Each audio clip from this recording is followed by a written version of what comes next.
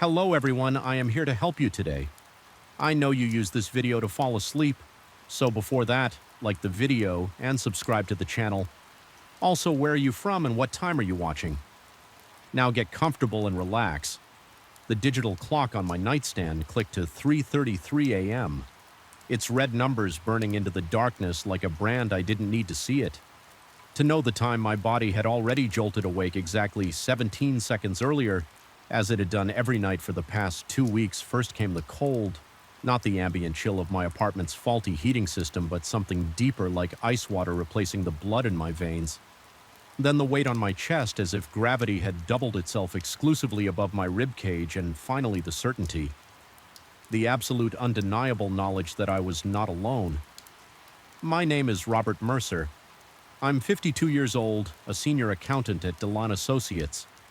I've never married and never had children. I've lived in apartment 703 at the Westwood for 11 years, a building known for its security and its quiet. Until recently, I cherished that quiet. Now I dread it because in that silence I can hear what doesn't belong. I lay perfectly still, my breath shallow, barely disturbing the sheets pulled tightly across my chest. There it was again, the sound that always followed my awakening. The unmistakable rhythm of footsteps in the hallway outside my bedroom. Not the dry click of shoes or the soft padding of bare feet, but the distinct squelch of wet soles pressing against hardwood, leaving moisture with each step. Squish, slap, squish, slap, squish, slap. Something was walking back and forth in my apartment.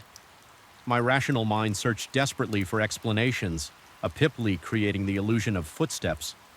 The building settling in ways that coincidentally mimicked human movement, but deep down I knew better. The footsteps had purpose. They paced with intent, always pausing at the same spots outside my bedroom door. By the living room window in front of the antique cabinet I'd inherited from my mother. The first time it happened, I convinced myself it was a dream. The second night, I blamed it on stress tax season was approaching and our firm had just taken on several major corporate clients. By the fifth night, I'd called the building manager insisting that someone must be accessing my apartment. He checked the security logs, finding no entries on my floor during those hours. At my persistent urging, he'd even changed my locks. Though the pitying look in his eyes told me he thought I was becoming unhinged. The footsteps grew closer to my bedroom door. I felt sweat beating at my temples. Despite the cold, my heart hammering so violently I feared it might alert the intruder to my wakefulness. The wooden floor outside my bedroom creaked a specific board that always announced visitors, and then silence. Absolute silence. Even the ambient hum of the refrigerator and the distant traffic seemed to vanish, as if the world beyond my bedroom had been temporarily erased. The doorknob turned, rotating slowly to the right. I hadn't locked it. What was the point when the presence moved freely throughout my home? Regardless of barriers, the door opened a precise 3 in, then stopped in the gap, nothing but darkness deeper than the shadows of my room. I closed my eyes, a child's defense against the monster in the closet. When I opened them again, the door had returned to its closed position, but I knew the presence had entered. The air in the room had changed, becoming dense and sand like breathing through a wet woolen blanket. I could taste salt on my tongue and smell something ancient, rotting wood, tarnished metal, and sea decay. This had been our nightly ritual for 2 weeks. It would stand there invisible but undeniable, watching me pretend to sleep until precisely 4:17 a.m., when it would leave as suddenly as a candle being extinguished. I would lie awake until dawn, my sheets soaked with sweat, my mind racing between terror and the desperate hope that I was simply losing my sanity because the alternative was somehow worse. But something changed on the 15th night. I awoke to find my collection of antique fountain pens, previously arranged by size. On my desk, rearranged in a perfect circle in the center, sat a small brass button embossed with an anchor.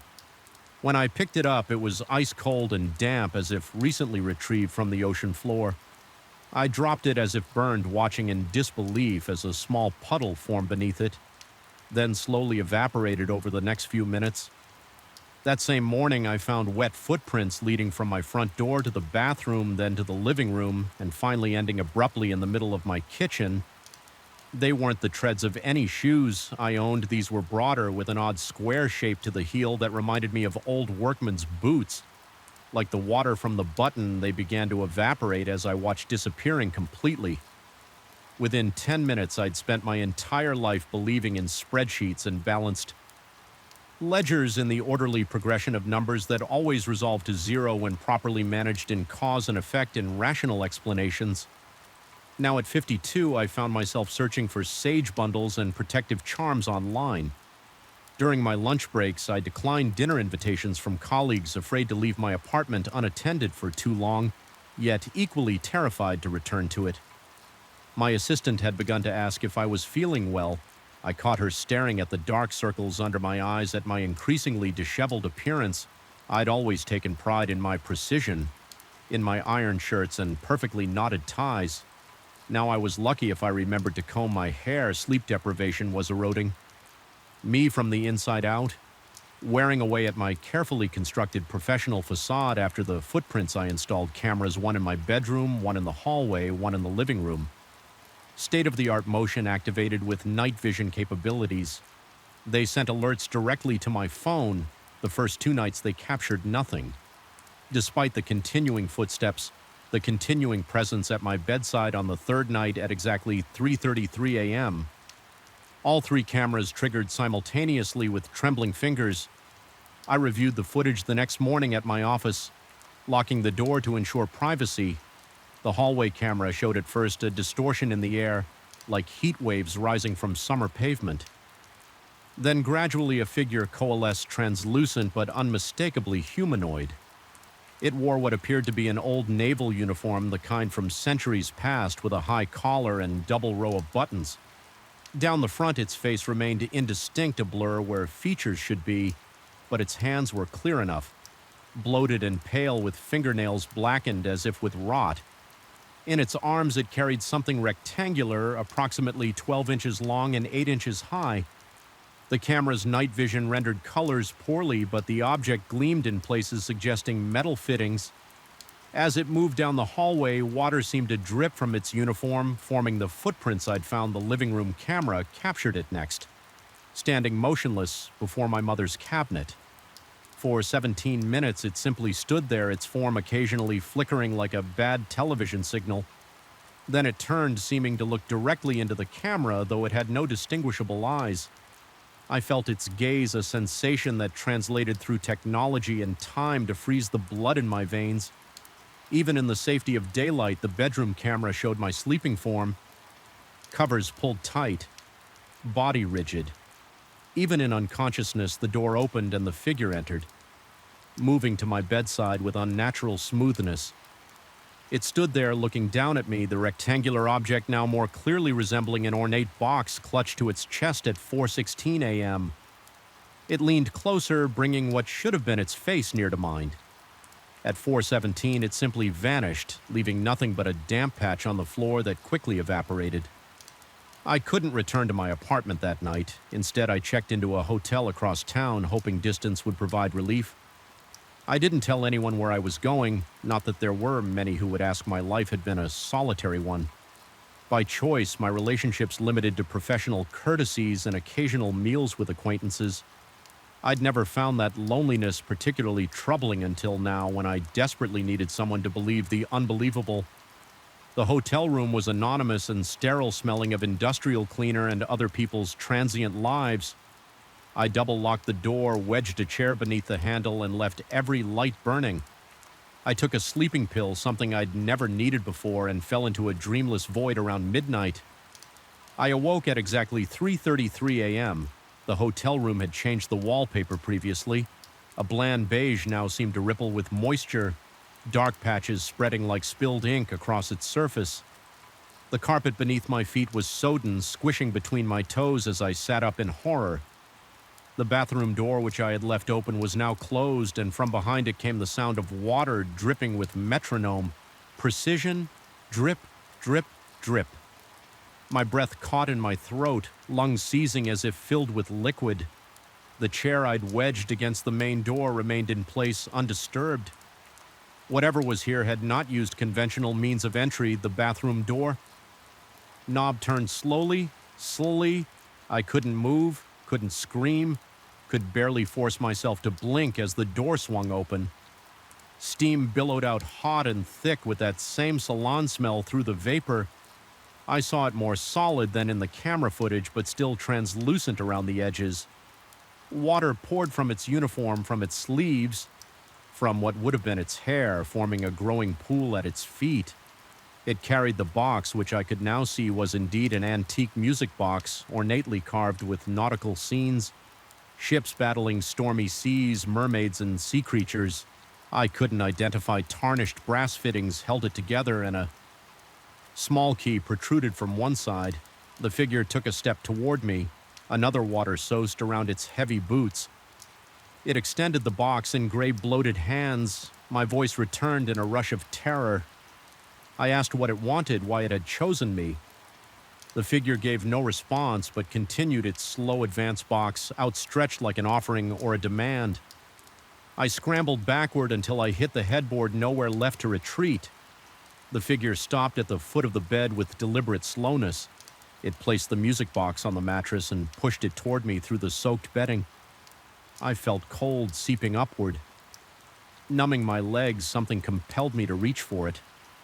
Not curiosity, but a deeper imperative, as if refusing would bring consequences far worse than compliance.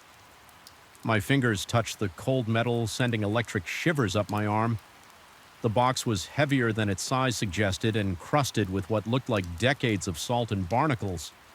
The key turned with surprising ease. The lid opened automatically, revealing a mechanism of tarnished gears and a small figurine. A sailor, much like my visitor, poised as if mid-stride on a ship's deck.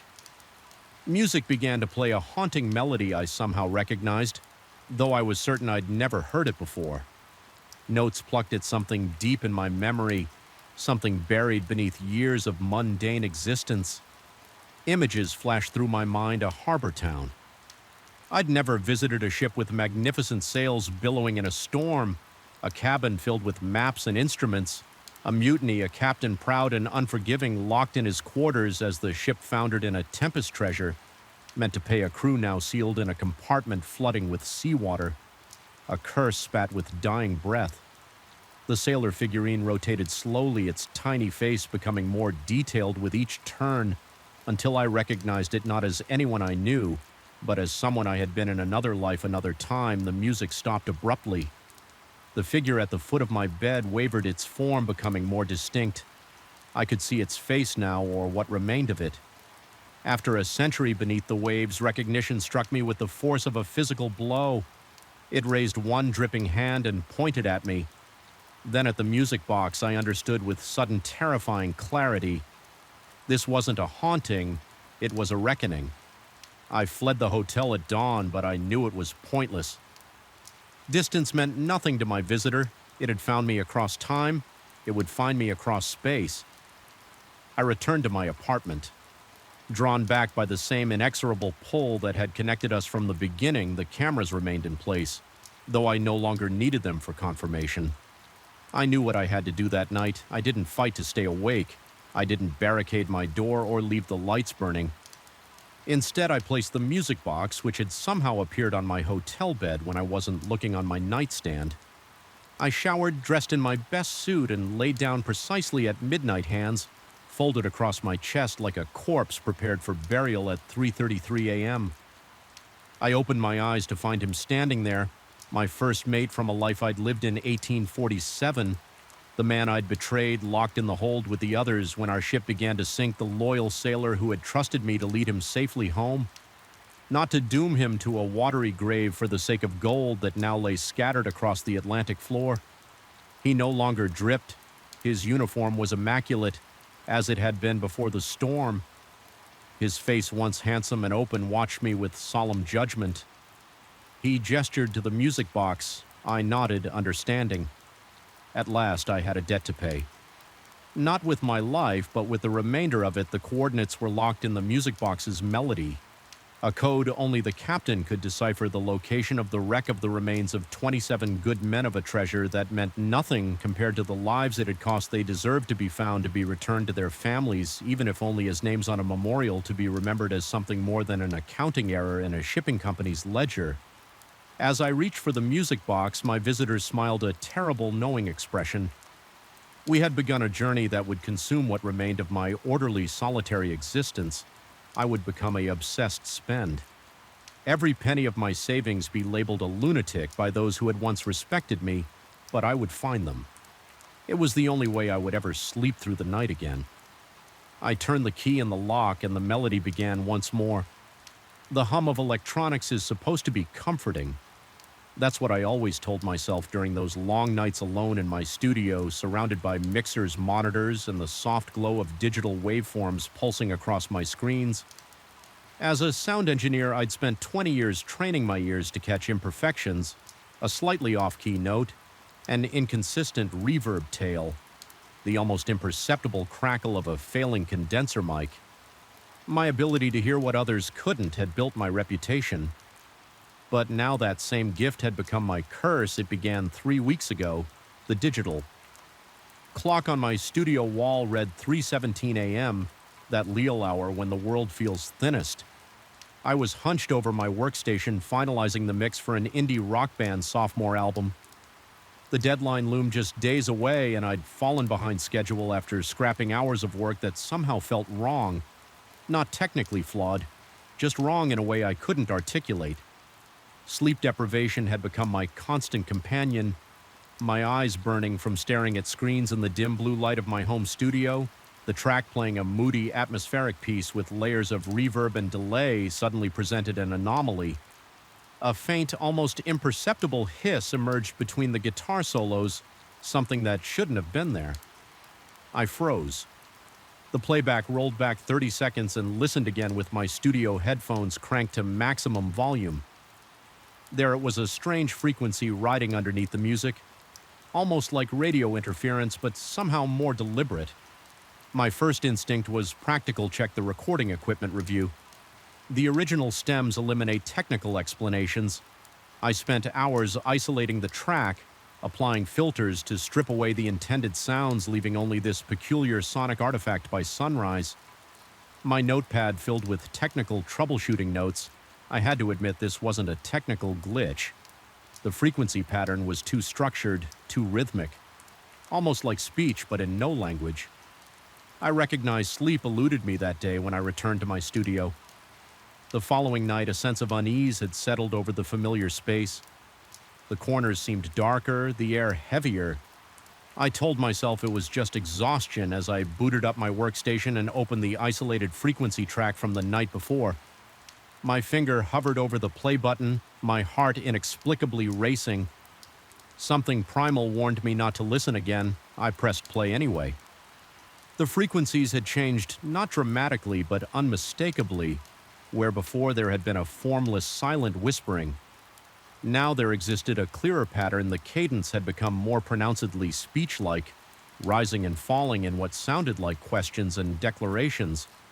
I ran it through spectral and analysis software, watching the visual representation of the sound twist across my monitor. Like the ring of some alien creature, the display showed frequencies that shouldn't exist within the gear we'd use to record subsonic rumbles and ultrasonic peaks beyond human hearing, yet somehow captured in our session. My hands trembled as I saved the new file. The rational part of my brain offered explanations, interference from nearby radio towers, microphonic cable issues, or even prankster bandmates embedding weird samples. Yet none of these explanations addressed why the sound had changed overnight while the file remained untouched on my secure drives. The third night I arrived at my studio earlier than usual, drawn by a compulsion I couldn't name.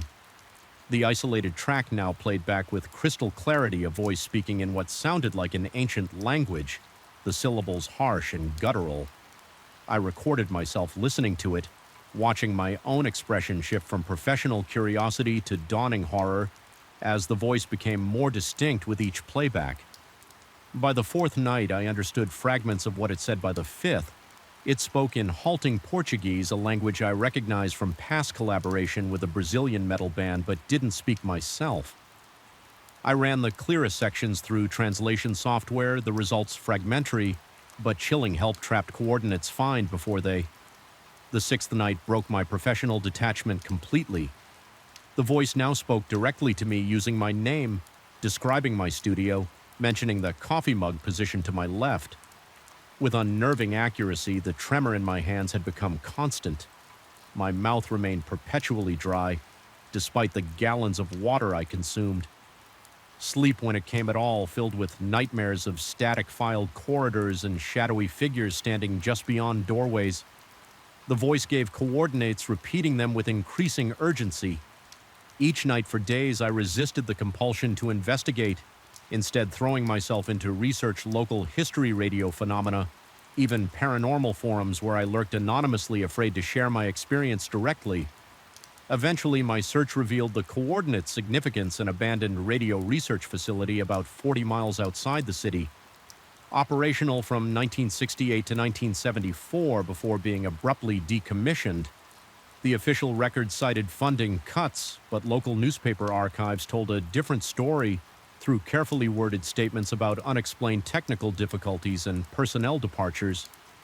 One archived article mentioned the facility's experimental work with extremely low-frequency transmissions designed to communicate with submerged submarines. Another, dated just before the closure, referenced an unspecified incident that had resulted in 3 technicians being hospitalized with acute psychological distress. They had reportedly been monitoring transmissions when something came back through the equipment, something that shouldn't have been possible, given the one-way nature of their broadcast system. My rational mind screamed warnings as I found myself researching the most direct route to the facility. I recognized the symptoms of my deteriorating mental state: persistent insomnia, hypervigilance, auditory fixation. The voice had become my obsession, drowning out everything else. I'd stopped working on the album entirely. My professional reputation now at risk when the band called about missed deadlines. I mumbled excuses about technical problems, hearing the concern in their voices as they registered the uncharacteristic tremor in mind. Yesterday I made the drive. The facility sat in a remote clearing surrounded by dense woods, a low-slung concrete building with massive radio towers. Rising behind it, like the skeletal fingers of some buried giant, nature had begun reclaiming the site. Vines crawled up the walls and trees pushed through the cracked parking lot, but the destruction appeared haphazard and incomplete, as if the process of decay itself was somehow unnatural here. The chains on the main entrance had been cut long ago, the doors held shut only by decades of rust. My flashlight beam caught dust motes swirling in patterns that seemed to respond to my breathing. The air inside felt charged like the atmospheric pressure before a lightning strike.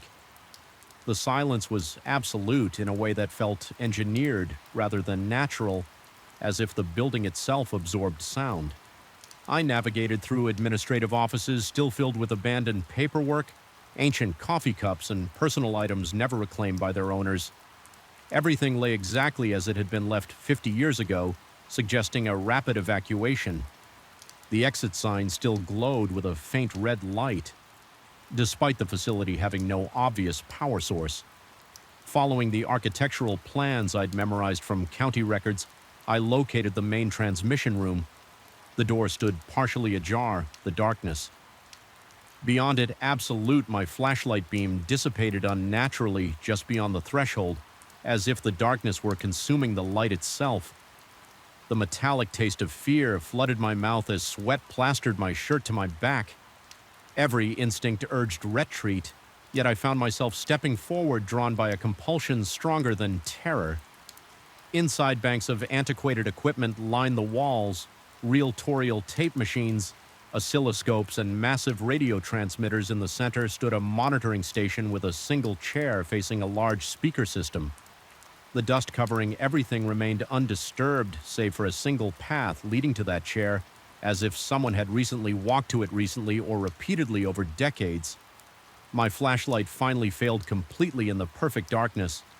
I became aware of a faint red indicator light blinking on one of the consoles.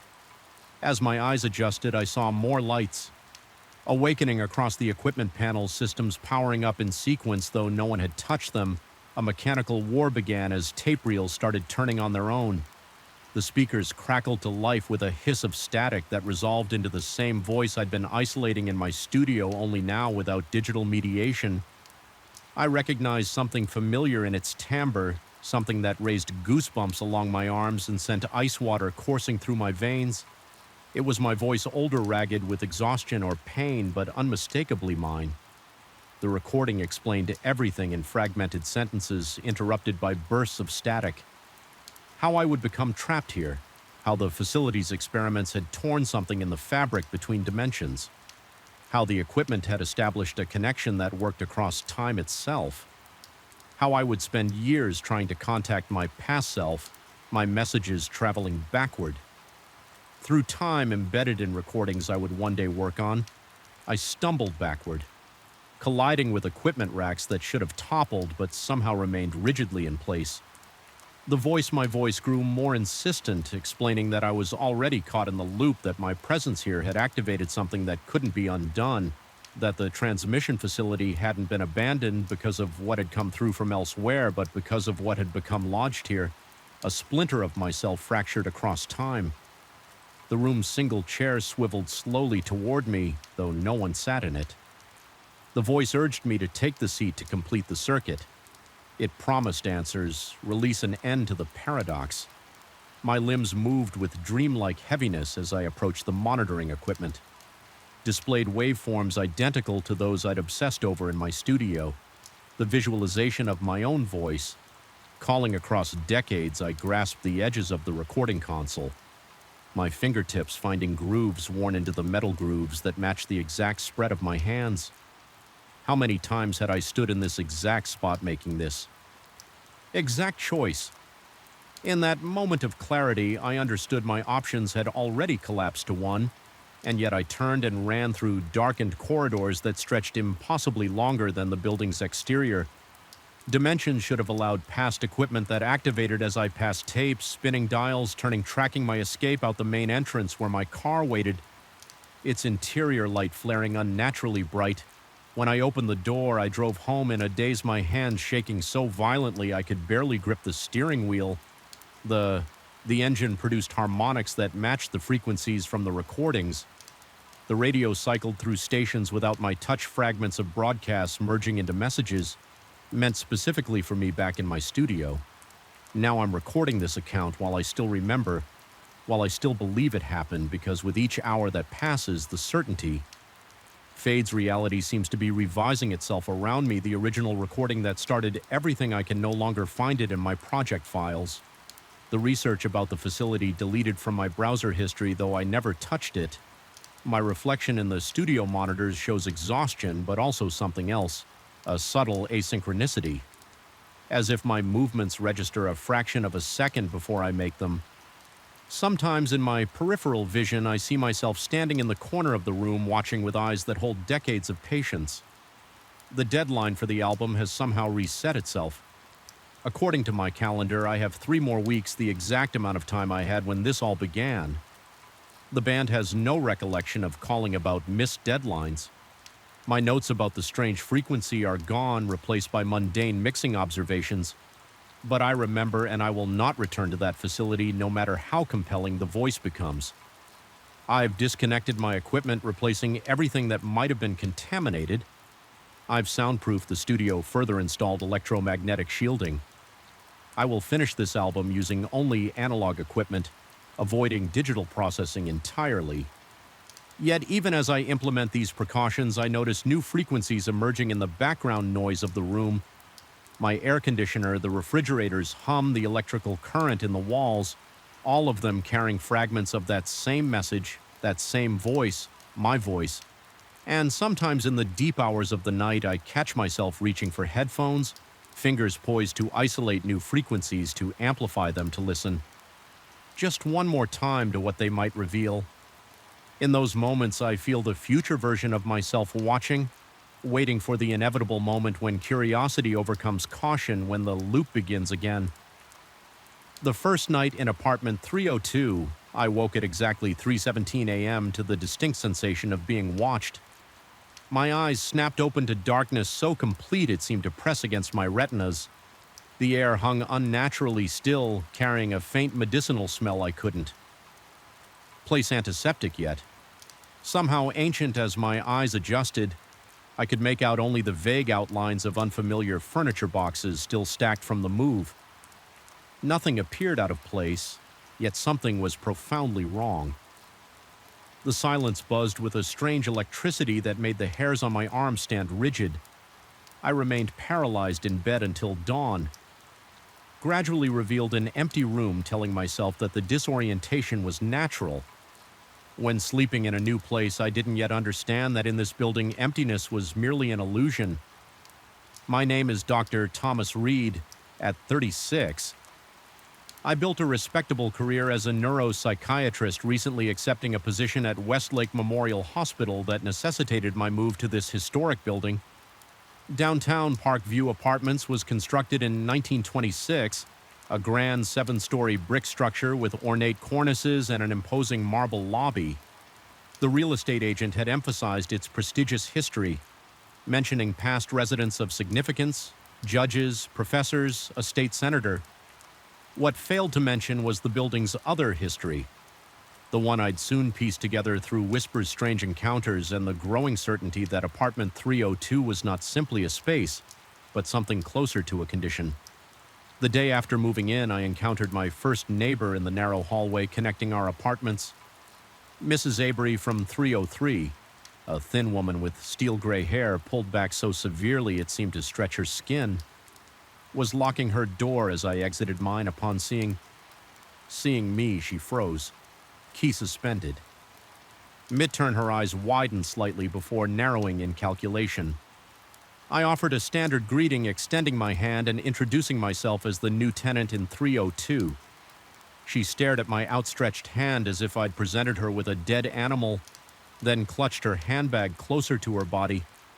In a voice barely above a whisper, she asked if I'd been selected for the apartment before I could question what she meant.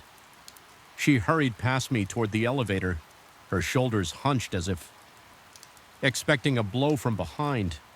That evening, I found an envelope that had been slipped under my door while I was unpacking. It was addressed to the occupant apartment 302, but when I opened it, the letter inside was addressed to someone named Marcus Whitley.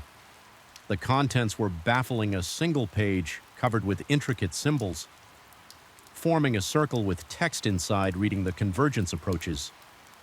Your attendance at the gathering is both expected and acquired. The signs have been confirmed. At the bottom was a date exactly 1 month from that day, and a crude drawing of what appeared to be my building, but with strange protrusions emerging from its roof. I dismissed it as some odd welcome ritual, or perhaps a mistake, adding it to the growing pile of mail addressed to Whitley that had accumulated since my arrival. Curious, I performed a quick internet search for the name, but found nothing of note connected to my address that night. I heard it for the first time. The murmuring, it began as a subtle vibration, almost imperceptible, emanating from the wall shared with apartment 301. Initially, I assumed my neighbor was watching television or having a conversation, but as I pressed my ear against the cool plaster, I realized the cadence was wrong. The sounds had rhythm, but lacked the natural rises and falls of normal speech. They maintained a constant monotonous pattern like a prayer or chant repeated endlessly according to the building directory apartment. 301 was vacant. Over the following days, my attempts to connect with other residents proved increasingly unsettling in the elevator. Conversations would halt abruptly when I entered in the laundry room. Fellow tenants would gather their belongings and leave without acknowledging my presence.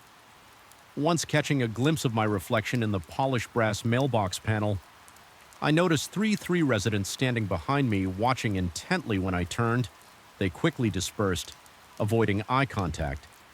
The building manager, a perpetually sweating man named Carlson, seemed the only person willing to engage with me, though even his interactions were strained. When I inquired about the previous tenant, his face paled visibly. He claimed such information was confidential, but when pressed, reluctantly mentioned that Whitley had relocated suddenly due to health concerns. When I asked directly about the strange behavior of other residents, he laughed too loudly and suggested that city people were simply more reserved than those in the suburbs. 2 weeks into my residency, I began experiencing time slips. I would sit down to read medical journals at 8 in the evening, only to suddenly find myself staring at a wall of incomprehensible symbols. I'd apparently drawn myself the clock showing 3 hours had passed. My sleep became fractured by episodes of paralysis during which I could have sworn the ceiling above me rippled like water. Most disturbing were the mornings I woke to find my furniture rearranged in subtle ways, a chair angled differently, my desk moved 3 inches to the left, books reorganized by some system I couldn't decipher. My professional training suggested these might be symptoms of stress, perhaps even the onset of a dissociative disorder. I began keeping meticulous notes of these occurrences, establishing a document timeline. To ground myself, these notes soon revealed patterns.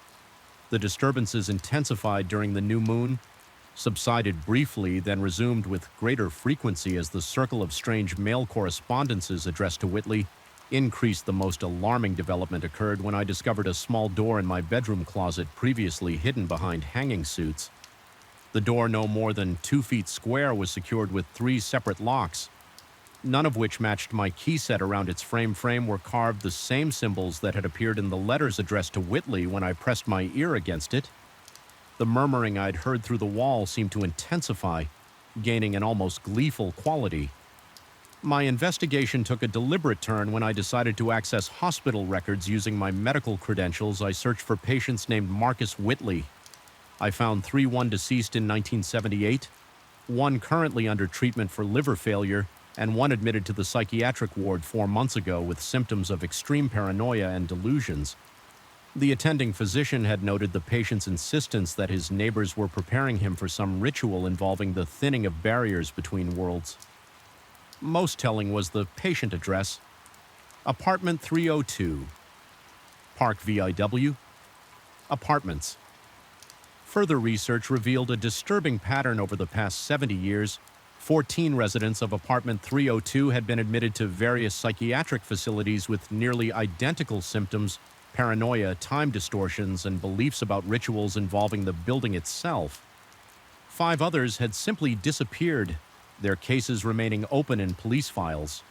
The most recent disappearance prior to Whitley's hospitalization was a woman named Eleanor Simmons, who vanished 3 years ago, leaving behind a journal documenting experiences eerily similar to my own. My pulse quickened as I expanded my research.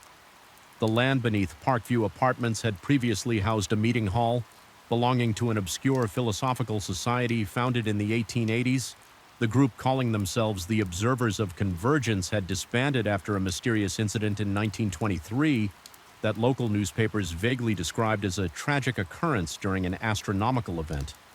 The society symbol I discovered with a stomach-dropping sensation matched exactly the circular pattern appearing on the letters addressed to Whitley. As my investigation deepened, so did the intensity of strange occurrences in my apartment. The murmuring from the walls became audible without pressing my ear against them. Objects would disappear only to reappear days later in impossible locations: my stethoscope inside a sealed container of coffee, my watch found frozen inside an ice cube in the freezer. Most disturbing was the night I woke to find every reflective surface in my apartment mirrors.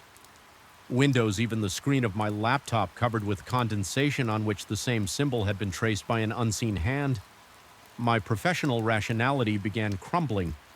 I installed cameras that mysteriously recorded only static during the night hours. I scheduled appointments with colleagues to discuss my symptoms, only to find myself inexplicably canceling them at the last minute. With no memory of having done so, my notes became increasingly disorganized. Pages, sometimes rearranged overnight into patterns that, viewed from above, formed larger versions of the symbol. The breaking point came when I received mail addressed to me, not Whitley. For the first time since moving in, the envelope contained a formal invitation to the gathering of Convergence scheduled for the following night in the building's basement, a space I hadn't known existed. The invitation bore the signatures of every resident in the building, including Mrs. Avery from 303, whose signature was notably larger than the others. Most disturbingly, at the bottom of the invitation was my own signature, perfect in every detail. Though I had no memory of signing it that night, the small door in my closet unlocked itself. The series of clicks woke me from shallow sleep, each lock disengaging with a sound like bones. Breaking my bedroom had filled with a thick greenish mist that seemed to pulse with its own internal light. From beyond the now open closet door came not darkness but a soft pulsating glow. The murmuring had reached a fevered pitch, now clearly recognizable as my own name, repeated in countless voices, each with subtle variations in tone and urgency. My body moved toward the door without conscious command.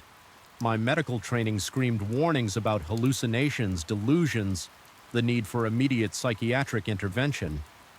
Yet another part of me, a part growing stronger by the second, recognized something ancient and inevitable in what was happening. The pattern of tenants in apartment 302, the building's history.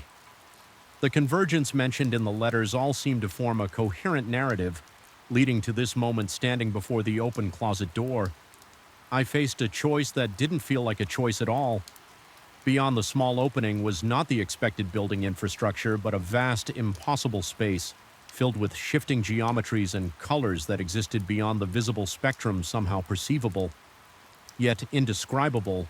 Floating within this space were dozens of figures, each wearing the faces of building residents, yet somehow wrong, too symmetrical, expressions too fixed among them.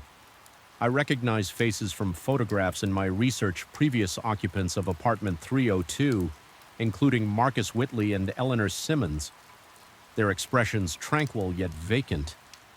In that moment, professional rationality provided one final desperate theory: a gas leak perhaps causing mass hallucinations and delusions that had affected residents for decades, particularly concentrated in apartment 302.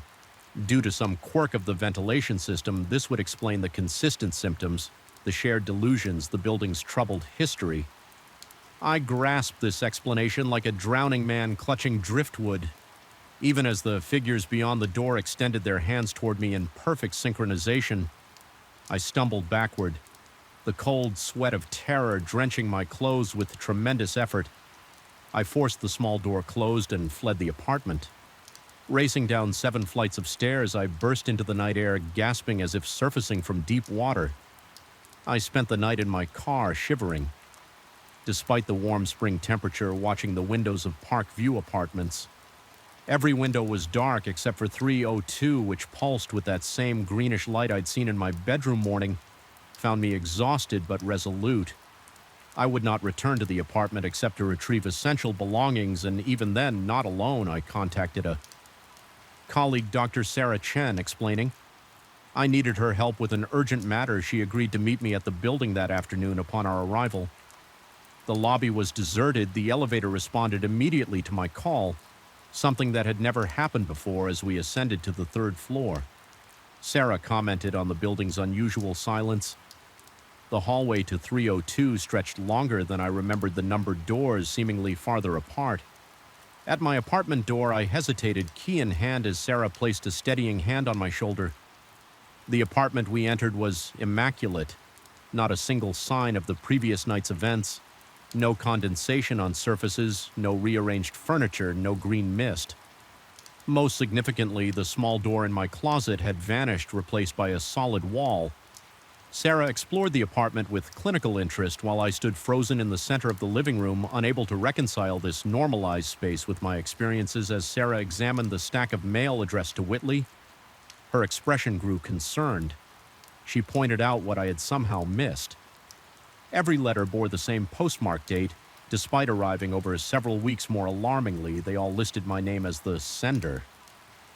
Knock at the door interrupted our discussion. Mrs. Avery stood in the hallway, her severe expression softened into something like pity. She explained that she was heading the residence committee and wanted to personally invite me to a building meeting that evening in the community room. Something in her too wide smile and unwavering gaze triggered a cascade of warning signals in my mind when Sarah introduced herself as my colleague. Mrs. Abernathy's expression flickered briefly to confusion, then back to that fixed smile. She insisted the meeting was for residents only. but we were welcome to speak privately in her apartment to discuss any concerns. I declined politely. Citing work commitments as Mrs. Avery turned to leave, she paused, remarking that I seemed much more adaptable than Mr. Whitley had been. The observation was delivered with such cold calculation that even Sarah, who had heard none of my previous experiences, tensed visibly beside me. After gathering essential belongings, we left Parkview Apartments in Sarah's car. I finally shared the full extent of my experiences and research, rather than dismissing them. She listened intently, occasionally asking clarifying questions that revealed her genuine concern. When I finished, she offered not psychological diagnosis, but a key to her guest room, insisting I stay there until I could find new accommodations that evening. Watching the local news in Sarah's apart across town, a brief segment caught my attention. A small fire had been reported at Parkview Apartments. Specifically in Unit 302, no injuries were reported and damage was contained to that single unit. The cause was under investigation, but initial reports suggested an electrical issue. 3 days later, I received a certified letter from Carlson, the building manager. The apartment had been declared uninhabitable due to fire damage, and my security deposit would be refunded in full. Enclosed was a check and a short handwritten note. The gathering has been postponed. Your participation will be required at a later date. We have your forwarding address. I moved to a different city the following week, accepting a position at a smaller hospital that represented a step down in my career. I've changed my phone number, deleted social media accounts, even considered changing my name. Yet sometimes in the moments between wakefulness and sleep, I hear the murmuring again. My name repeated in countless variations, growing steadily closer, and I wonder how long until apartment 302 finds me again. The first night I slept at Thornwood Estate, I woke at precisely 3:17 a.m. to the sound of scratching. Not the familiar scratching of branches against windows or rodents and walls, but the methodical scratching of pen against paper, close, persistent, impossible. I sat upright in my temporary bed, surrounded by tarps and construction materials, my heart hammering against my ribs. The sound stopped abruptly. The darkness pressed against my eyes as I strained to listen, but all I could hear was the old house settling in my own shallow breathing. I told myself it was nothing, just the mind playing tricks in an unfamiliar place. But even as I lay back down, I couldn't shake the sensation of eyes watching from the darkness. Regarding me with cold curiosity, my name is Daniel Mercer, and I've been an architect for nearly 15 years, specializing in historical renovations. When Catherine Blackwood contacted me about restoring her family's rural guest house, a Victorian structure that had stood abandoned for decades on the edge of her estate, I jumped at the opportunity. The Blackwood family was well known in architecture, owl circles for their patronage of distinctive buildings, and this project promised both a healthy commission and potential portfolio. Prestige, what I didn't expect was to find myself questioning the very foundations of reality. The guest house sat a quarter mile from the main estate, partially concealed by a stand of ancient oaks. Its faded grandeur was evident even beneath decades of neglect. Intricate woodwork framing tall windows, a wraparound porch with delicate latticework, and steep gables that pierced the sky like accusations. M. Blackwood, a thin woman with prematurely silver hair, had been oddly perfunctory when showing me around the property. She informed me that the guest house hadn't been used since the 1970s, quickly pointed out structural concerns, then left me to my assessment with an offhand comment that the place always gave her a certain discomfort. At the time, I attributed her behavior to the typical eccentricity of wealthy clients. 3 weeks into the restoration, I discovered the hidden space while examining what appeared to be an anomaly in the blueprints, a section where interior dimensions didn't match exterior measurements. I found a seam in the wooden paneling of the master bedroom. It took considerable effort to pry open the concealed door, its edges sealed by decades of paint, and settling behind it lay a narrow space barely 4 feet wide but running the length of the wall, a secret passage of sorts. The air inside carried tar, the dense, undisturbed must of long abandonment, thick with dust and the sweet, sour smell of decaying paper. That's where I found the diary, a leather-bound journal wedged on a small shelf, Its cover cracked and faded to the color of dried blood. I should have reported the find to Miss Blackwood immediately instead, driven by a curiosity I now recognize as my undoing. I took it to my workstation and began reading. That evening, by the harsh light of a construction lamp, the diary belonged to one Edward Harlow, dated 1962. Harlow described himself as a visiting colleague of Richard Blackwood, staying at the guest house while collaborating on academic research. His early entries were mundane observations about the property notes on his work, complaints about the rural isolation. Then, roughly 3 weeks into his stay, the entries changed. Harlow began documenting strange occurrences, personal items rearranged while he slept. The persistent sensation of being watched and whispers that seemed to emanate from within the walls themselves. I should have been skeptical. The rational part of my mind insisted this was merely the record of a man's psychological deterioration, perhaps triggered by isolation. Yet as I read his increasingly frantic entries, a heavy dread settled in my stomach, because I had noticed things too small, things I'd dismissed, tools that weren't where I'd left them. Cold spots in rooms despite the summer heat, the sound of footsteps overhead when I knew the upper floors were empty. The following morning, I arrived early to continue work on the East Wing. The moment I stepped through the door, I sensed something had changed. The house felt alert, expectant. I told myself I was being ridiculous, that reading the diary had simply primed my imagination for ghostly encounters. I focused on my work, meticulously measuring the parlor for restoration of the original crown. Molding around midday, I took a break to review my notes and felt my blood freeze in my veins. Alongside my neat architectural notations were phrases I had no memory of writing. The whispers are clearer at night. They know I found it. The handwriting was unmistakably mine, yet slightly altered. The loops more pronounced, the pressure heavier on downstrokes. I stared at the words until my vision blurred. Trying to recall writing them, nothing. I flipped through the notebook, finding more unfamiliar notations scattered throughout. Check behind the fireplace. The east bedroom window is where he saw it. First, don't sleep in the house. My hand shook so badly I dropped the notebook. I told myself there had to be a logical explanation. Perhaps I'd written the notes while half asleep, or maybe stress was causing brief dissociative episodes. I didn't believe either explanation, but they were preferable to the alternative, that something in this house was reaching into my mind. Guiding my hand, I sought refuge in work, driving myself to exhaustion with physical labor, ripping out rotted floorboards, stripping layers of wallpaper, anything to occupy my hands and quiet my mind. When evening came, I forced myself to leave, despite a strange rel and that tugged at me like an invisible thread. That night in my apartment, I compared the diary's handwriting to my own mysterious notes.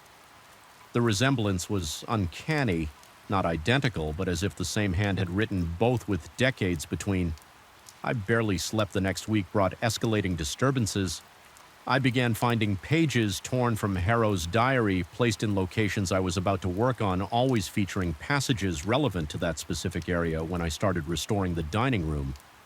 Wainscoting a page describing whispers emanating from that very wall appeared on my toolbox before examining the upstairs plumbing. Found a crumpled page detailing Harrow's encounter with a mirror that showed reflections that moved independently. I considered abandoning the project but couldn't bring myself to do it. Whether from professional pride, financial necessity, or something darker I couldn't name, I felt compelled to continue. Instead, I decided to spend a night in the guest house, hoping to either confirm my fears or dispel them. I told no one of my plans, simply bringing a sleeping bag and basic provisions after my crew left for the day. The house transformed after sunset shadows stretched and contracted in ways that defied the movement of my work. Light the floorboards released sighs and moans that seemed to form half-words. I positioned myself in the parlor, Harrow's diary beside me, and waited for hours. Nothing happened beyond the normal settling of an old structure. Then at 3:17 a.m., the precise time I'd awakened during my previous overnight stay, the temperature plummeted. My breath clouded before me as I huddled deeper into my sleeping bag, watching the doorway with wide eyes. The scratching began that same sound of pen on paper. It came from everywhere and nowhere. I fumbled for my flashlight, casting its beam around the empty room. The sound continued, growing more frantic, then silence. I heard footsteps crossing the floor above me. Deliberate and measured, a door opened and closed. More footsteps now on the stairs. Paralysis gripped me, my muscles locked, refusing to obey the desperate commands to run. The footsteps reached the bottom of the stairs, paused, then continued toward the parlor. I sat rigid, heart thundering, mouth dry as sand, as I watched the empty doorway. Nothing appeared yet. The footsteps entered the room, circling my position with deliberate slowness. The air around me moved as if disturbed by someone or something. Examining me from all angles, I felt breath on the back of my neck, cold, stale wrong, and a whisper too faint to decipher. When my paralysis finally broke, I scrambled backward until I hit the wall, sweeping my flashlight in Y arcs through the empty room.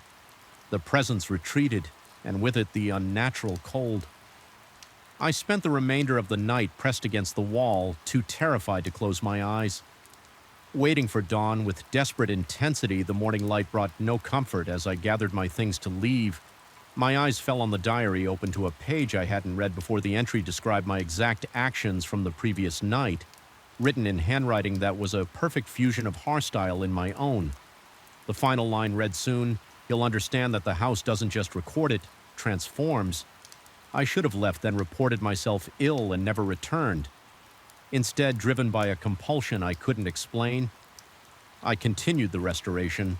My crew noticed my deterioration, the dark circles under my eyes, my jumpiness, my tendency to stare at walls as if listening for something. Beyond them, they attributed edit to project stress and deadline pressure. I let them believe it. The diary continued its impossible chronicle, adding new entries that detailed my experiences before they happened. I began finding my own notebook filled with detailed plans for modifications to the house, alterations I would never consciously consider designed to recreate the building's original configuration, including hidden spaces and sealed rooms. Not in any official blueprint, my handwriting continued, its gradual metamorphosis becoming increasingly indistinguishable from Harlow's worse. I began experiencing blackouts, moments where time simply vanished. I would find myself in different rooms with no memory of how I got there, tools in my hands that I didn't remember picking up. Working on modifications I hadn't planned during one such episode, I apparently dismissed my entire crew early, telling them I needed to focus on specialized work. I have no recollection of this, only returning to awareness at sunset alone in the house, standing before a wall I'd partially demolished to reveal another hidden compartment. Inside was a collection of diaries identical to Harlow's, each bearing different names and dates spanning back to the house's construction. In 1879, I pulled one at random belonging to a Margaret Woodhill dated 1923 and found the same progression: curiosity, discovery, paranoia, and ultimately transformation with shaking hands. I opened the last pages of Harrow's diary, which I'd previously avoided. Dreading what I might find, the final entry was dated exactly 1 month after the discovery of the hidden passage. The transition is nearly complete. I understand now this house was designed as a vessel, not for habitation, but for preservation. The walls don't merely contain space, they contain consciousness. I am not the first to be absorbed, nor will I be the last. Each of us adds to the collective, each of us strengthens the whole. I no longer fear. The whispers, "Soon I will be." The whispers. The signature at the bottom began as Edward Harlow, but transformed mid-name into something illegible, as if the writer's identity dissolved during the very act of claiming it. That night I fled the estate with both Harlow's diary and my own notebook, driving aimlessly until exhaustion forced me to stop at a roadside motel in my room. I spread my notes across the bed, desperately searching for a pattern, an explanation, anything that might help me understand what was happening around 3 a.m. I surrendered to fatigue, collapsing into uneasy sleep. I dreamed of the house, its walls breathing, its floors pulsing with collected consciousness. In the dream, I walked its corridors with perfect familiarity. my fingers trailing along surfaces that responded to my touch like living skin behind each wall. Voices murmured in welcome. I belonged there. I had always belonged there. The house had been waiting for me. I woke gasping, clawing my way back to reality. Dawn light filtered through cheap curtains as I scrambled to check my notebook. New writing-covered pages I was certain had been blank detailed sketches of the guest house, with annotations indicating further hidden chambers, and a meticulous construction schedule for renovations that would take exactly 1 more month to complete. The handwriting was no longer a hybrid of styles.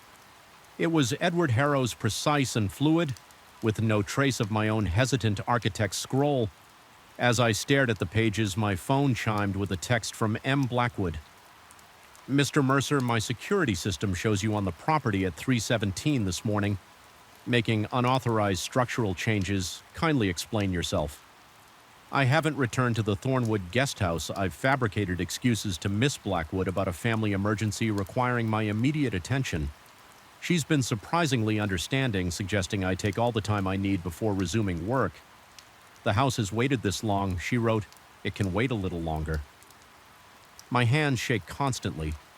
Now I check my notebook obsessively for new entries, new EV evidence that whatever consciousness resides in that house has followed me. Most nights I dream of hidden passages and whispered conversations in the dark. Sometimes I wake to find myself writing fluid, confident strokes, detailing plans for my inevitable return to Thornwood. Yesterday I received a package, no return address. No note enclosed inside was an empty leather-bound journal identical to Harrow's diary, but pristine, unused on the first page, a single sentence in handwriting that perfectly matches what mine has become. When you're ready to continue your work, we'll be waiting. I've locked the journal in my safe, but sometimes at night I hear scratching from inside, the sound of pen on paper, recording thoughts I haven't yet had, plans I haven't yet made, and a return journey I haven't yet taken, but somehow know is inevitable because the most terrifying realization isn't that the house is haunted. It's that part of me is already there, waiting for the rest to follow. Static crackles like brittle bones breaking in the darkness. The basement air hangs heavy thick with dust and the metallic scent of old wiring. I sit alone, bathed in the sickly glow of this perfect relic, a 1938 Philco radio console, its wooden cabinet gleaming as if it had just left the factory floor.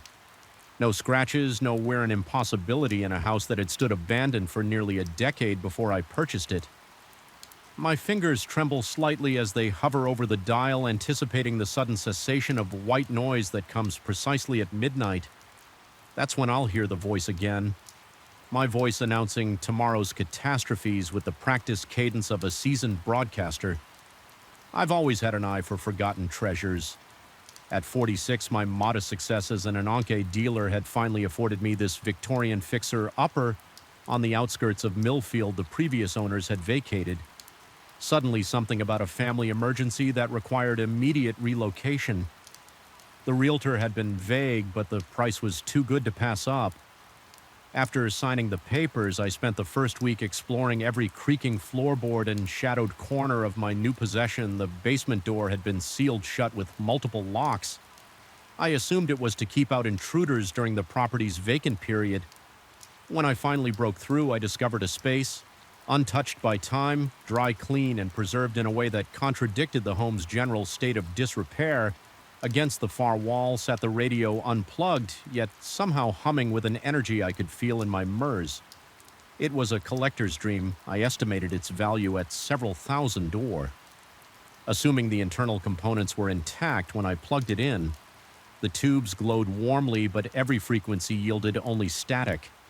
I spent hours tinkering with it. That first night convinced such a pristine specimen must function around midnight, exhausted and ready to admit defeat. I turned to leave when the static abruptly ceased. A voice cut through the silence with perfect clarity. My initial thought was that I'd accidentally tuned into a late night news broadcast. The announcer spoke of a bridge collapse on Highway 16 with multiple injuries and traffic backed up for miles. I made a mental note to avoid that route during my supply run the next day. It wasn't until my morning coffee, when I overheard 2 customers discussing a freak accident that had just occurred, that ice began creeping through my veins. The bridge on Highway 16 had indeed collapsed exactly as described not by last night's news but by this morning's. The radio had announced it nearly 12 hours before. Before it happened over the following weeks, a pattern emerged each night at precisely midnight. The static would clear for exactly 2 minutes and 13 seconds. The announcer would detail between 3 and 5 events set to occur the next day: a warehouse fire, a politician's sudden resignation due to scandal, a chemical spill forcing evacuations. Each prediction materialized with eerie precision, always resulting in chaos, injury, or public panic. I began documenting everything. My basement transformed into a conspiracy theorist, lair walls plastered with newspaper clippings, confirming the radio's predictions, notebooks filled with transcriptions, multiple recording devices capturing each midnight broadcast. The voice never wavered in its professional detachment, reciting tomorrow's disasters with the emotional distance of someone reading a grocery list. After 3 weeks, I worked up the courage to warn someone the radio had announced a major structural failure would occur at the Westfield Mall. I contacted mall security, local police, even the fire department. They listened with thinly veiled skepticism as I struggled to explain my source. Without sounding completely deranged, one officer suggested I might need professional help, gently providing a card for a mental health crisis line. The mall remained open. The food court ceiling collapsed at 3:17 p.m., exactly as predicted, causing dozens of injuries amid the panic. My sleep deteriorated. Dark shadows formed under my eyes. My hands developed a perpetual tremor. Clients at my antique shop began asking if I was ill. I couldn't explain that I spent each night in dread, waiting for midnight, documenting disasters I could neither prevent nor ignore. The weight of foreknowledge pressed against my chest like a concrete slab. Then the broadcast changed. Local resident Margaret Whitaker will suffer a severe allergic eye reaction at tomorrow's charity luncheon. The voice announced one night. My fingers went numb. Margaret was my next-door neighbor, a kind woman who occasionally brought over homemade bread. The next day, I canceled my appointments and followed her to the lunch. When she reached for a cookie on the dessert tray, I accidentally bumped into her, causing her to drop it. She laughed it off. Hours later, the event organizer announced that several people had experienced reactions to undeclared nuts.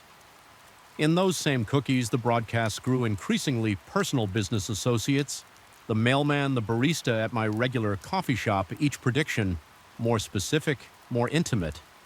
I began warning them with fabricated excuses, telling my business partner Thomas that I'd heard rumors about electrical issues at the conference venue where he was scheduled to present.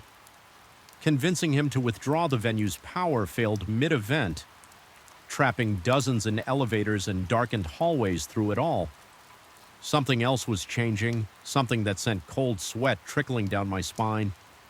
Even as I meticulously logged each prediction, the voice was shifting. The professional broadcaster's tone remained, but subtle inflections, certain pronunciations began to sound disturbingly familiar. I started recording my own voice, comparing it to the radio announcements. The similarities were undeniable. Last night marked 30 days since I discovered the radio. I descended the basement stairs, each step heavier than the last. The console gleamed in the darkness, tubes already warmed. Though I hadn't turned it on, I no longer needed to. It activated itself at 11:55 p.m. Now static, growing steadily louder until midnight struck. My recording equipment stood ready. My notebook lay open to a fresh page. 11:59 p.m. The static rose to a crescendo, my teeth vibrating with its intensity, then silence, clean and absolute. This is an emergency broadcast. My voice, unmistakably mine, now spoke from the radio with perfect calm. Tomorrow afternoon, local antique dealer and resident of 1478 Oakwood Lane will make a disturbing discovery in his basement wall while attempting to destroy the Philco radio console currently in his possession. My pen clattered to the floor. My heart hammered against my ribs so violently I feared they might crack. This was new. The radio had never before acknowledged its own existence, or my attempts to document its broadcasts. Upon breaking through the plaster, my voice continued. He will find evidence connecting the home's previous 5 owners to a series of unexplained disappearances dating back to 1939 when the radio was first. Manufactured. Each owner attempted to destroy the radio before becoming the voice of the broadcast themselves. The room tilted around me. Black spots danced in my vision. I had researched the house's history but found records only going back 30 years. 5 owners, 5 voices. Now mine, the current owner, will then realize the nature of his predicament, that he is both broadcaster and recipient prophet and audience. That time is not linear for those connected to the radio, but rather a closed circuit, endlessly repeating sweat poured down my face. Despite the basement's chill, I lunged for the radio fingers, scrabbling for the power cord, but it continued broadcasting. Despite being unplugged in his panic, he will attempt to flee the house, only to find himself unable to cross the property line. His subsequent efforts to contact the outside world will fail, as his phone service, internet connection, and other communication methods inexplicably malfunction. My legs gave out. I collapsed onto the cold concrete floor, the radio's light casting my shadow large and distorted against the wall. The authorities concerned after his uncharacteristic absence from work will conduct a welfare check. They will find the house apparently empty with no sign of disturbance or foul play. The case will eventually be classified as an unexplained disappearance. The house will be sold to a new owner and the cycle will continue. The broadcast ended, static resumed. I remained on the floor until dawn. Broke mind racing through possible escapes. I tested my voice's claim immediately. Racing up the stairs and out the front door, only to find myself re-entering through the basement door. My phone showed no signal. My computer connected to no networks. Morning has come and gone. I've spent hours examining every inch of the basement, looking for clues for evidence for anything that might explain or end this nightmare. As afternoon approaches, I find myself drawn to a section of wall behind the radio that seems to sound hollow when tapped. My tools lie nearby. I know what I'll find if I break through that plaster. I know because I've already announced it. The most terrifying realization isn't that I'm trapped or that I've joined some supernatural broadcasting network. It's the growing suspicion that I've always been here, that my memories of finding this house of my life before it are implanted. Fabrications that I've been both predicting and experiencing disasters in an endless loop, a temporal or robos with the radio at its center. The hammer feels heavy in my hand as I approach the wall. Part of me wants to resist the broadcast prediction, to defy the script I apparently wrote myself. But I've transcribed enough of these predictions to know their inevitability. My arm rises of its own accord, the hammer arcing toward the suspicious section of wall. Whatever I discover in the next few minutes, I'm certain of one thing. When midnight comes again, the static will give way to my voice, and somewhere someone else will be listening. Perhaps the next owner of this house, the next voice of the broadcast, the next link. In this chain of prophets trapped in a hell of foreknowledge without power, and the broadcast will continue, uninterrupted here. There is something watching me from the corner of my study. I can feel it, a presence that wasn't there before I visited those woods. My hand trembles as I write these words, not from age, but from the bone-deep certainty that I've unleashed something ancient and patient into my life. The shadows in my peripheral vision move with purpose. Now my academic rationality is eroding hour by hour like a shoreline against a rising tide, and the worst part, some terrible newfound part of me welcomes it. 3 weeks ago, I was just Professor Alan Mercer, a respected anthropologist at Westlake University, known for my work on comparative folklore and ritual practices. Now I'm not certain what I am becoming. It began with research for my new book on regional folklore. The university library's special collections yielded an unusual find. A journal from 1887 belonging to a local doctor who had documented strange rituals performed by an isolated community that once inhabited the forest 20 miles north of town. The descriptions were meticulously detailed: a stone circle, specific arrangements of natural objects, peculiar phonetic transcriptions of chants. The doctor theorized these practices predated European settlement, possibly representing a previously undocumented indigenous tradition. My academic curiosity was piqued. The journal referenced landmarks that still existed. A distinctive crooked oak, a stream that split around a large boulder, a clearing where the stone circle supposedly stood, with GPS coordinates extrapolated from the doctor's notes. I set out one crisp October morning to locate the site. Just another field trip and a career full of them. The forest was unusually quiet that day. No birdsong, no rustling underbrush. Just the occasional whisper of wind through dying. Leaves, I remember thinking it was perfect weather for field work. No distractions, how wrong I was. I found the stone circle exactly where the journal indicated, though most stones had sunk deep into the earth over the centuries, their tops barely visible among the fallen leaves and moss using a soft brush. I cleared debris from the exposed surfaces, revealing intricate spiraling patterns carved into the dark stone. They seemed to shift under my gaze as if the grooves were filled with something liquid rather than shadow. The symbols resembled nothing in my extensive knowledge of Native American or European iconography. They felt older somehow, their design elements lacking the cultural markers I'd expect. I photographed everything. Made sketches, took measurements, then driven by what I told myself was scholarly thoroughness. I arranged some nearby fallen branches in the pattern described in the journal. It wasn't a full recreation of the ritual. I had no intention of performing the chants or completing the final arrangements. I was merely documenting, visualizing the anthropological record. At least that's what I told myself as I placed the final stick and stepped back to observe my handiwork. A sudden gust of wind scattered the leaves at my feet, swirling them into a brief vortex before they settled again. Nothing dramatic, nothing to indicate I had done anything more significant than arrange sticks in a forest clearing. I packed my equipment and hiked back to my car, already planning the chapter. This would feature, and the first changes were so subtle I dismissed them 3 days after my forest visit. I noticed the ivy my garden wall had grown nearly 6 inches overnight, its tendrils forming what appeared to be concentric spirals. I attributed it to the unusually warm autumn we were having when my neighbor's normally skittish cat began sitting on my porch railing for hours, staring unblinkingly through my window. I assumed it had simply grown accustomed to my presence a week after the forest. I woke at 3:17 a.m., the exact time I later realized that I had completed the stick arrangement in the clearing.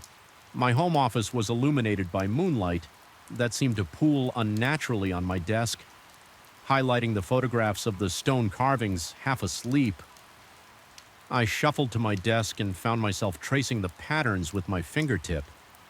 The symbols suddenly made perfect sense, as clear to me as English they spoke of thresholds of entities that exist in the spaces between places of consciousness that could be transferred, like water poured from one vessel to another. I jerked my hand away, heart pounding, mouth dry with fear. I stumbled back to bed, convinced it was just a dream state, a hypnopompic hallucination. But in the morning, the knowledge remained. I could read the symbols as easily as the morning newspaper. My colleague Sarah noticed my distraction during a department meeting. She asked if I was feeling all right, mentioned that my hands were shaking. I dismissed her concerns with vague excuses about too much caffeine and not enough sleep. In truth, I was seeing things that shouldn't be there, shadows moving against the flow of light plants bending toward me as I walked past birds, arranging themselves in those same spiral patterns on telephone wires. When I tried to point these phenomena out, no one else seemed to notice anything unusual. Sarah suggested I consider taking some time off her voice, carrying the kind of careful concern reserved for those experiencing mental health crisis. Perhaps she was right. Perhaps this was simply exhaustion coupled with an aging mind. Susceptibility to suggestion, I resolved to take a week's vacation to rest and reset my perspective. That night marked the beginning of the dreams. I closed my eyes in my bedroom but opened them in the forest clearing. Everything was sharper, there more vivid than reality. Colors more saturated, sounds more distinct, smells more complex. The stone circle glowed with a faint luminescence that pulsed like a heartbeat, and I wasn't alone. They lurked just beyond the circle forms that seemed composed of forest debris and shadow, vaguely humanoid but wrong in ways my waking mind couldn't fully process. They whispered in a language that scraped at my consciousness, yet I understood every word. They were ancient. They explained without speaking they had been there before. Humans walked upright before mammals, before the trees. They existed in a layer of reality adjacent to our own, able to observe but rarely interact except through rituals like the one I had begun. I woke drenched in sweat, my sheets twisted around my legs like binding ropes. Morning light streamed through my window, but it brought no comfort. The dream had been too vivid, too coherent to dismiss, and there on my forearm was a perfect spiral pattern pressed into the skin as if I'd slept on something that left an impression, but my sheets and mattress bore no such pattern. Over the next few days, my home became a place of subtle wrongness, the plants in my garden grew explosively, their stems and leaves forming those same spiral patterns. Birds congregated in my yard in unnatural numbers, falling silent when I appeared, their heads turning in unison to track my movements. At night, I would catch glimpses of something moving through my house, not a physical presence, but a disturb in the air like heat. Shimmer given form, my dreams continued to take me back to the stone circle each night. The entities, I had begun to think of them as the Watchers, moved closer, their forms becoming more defined.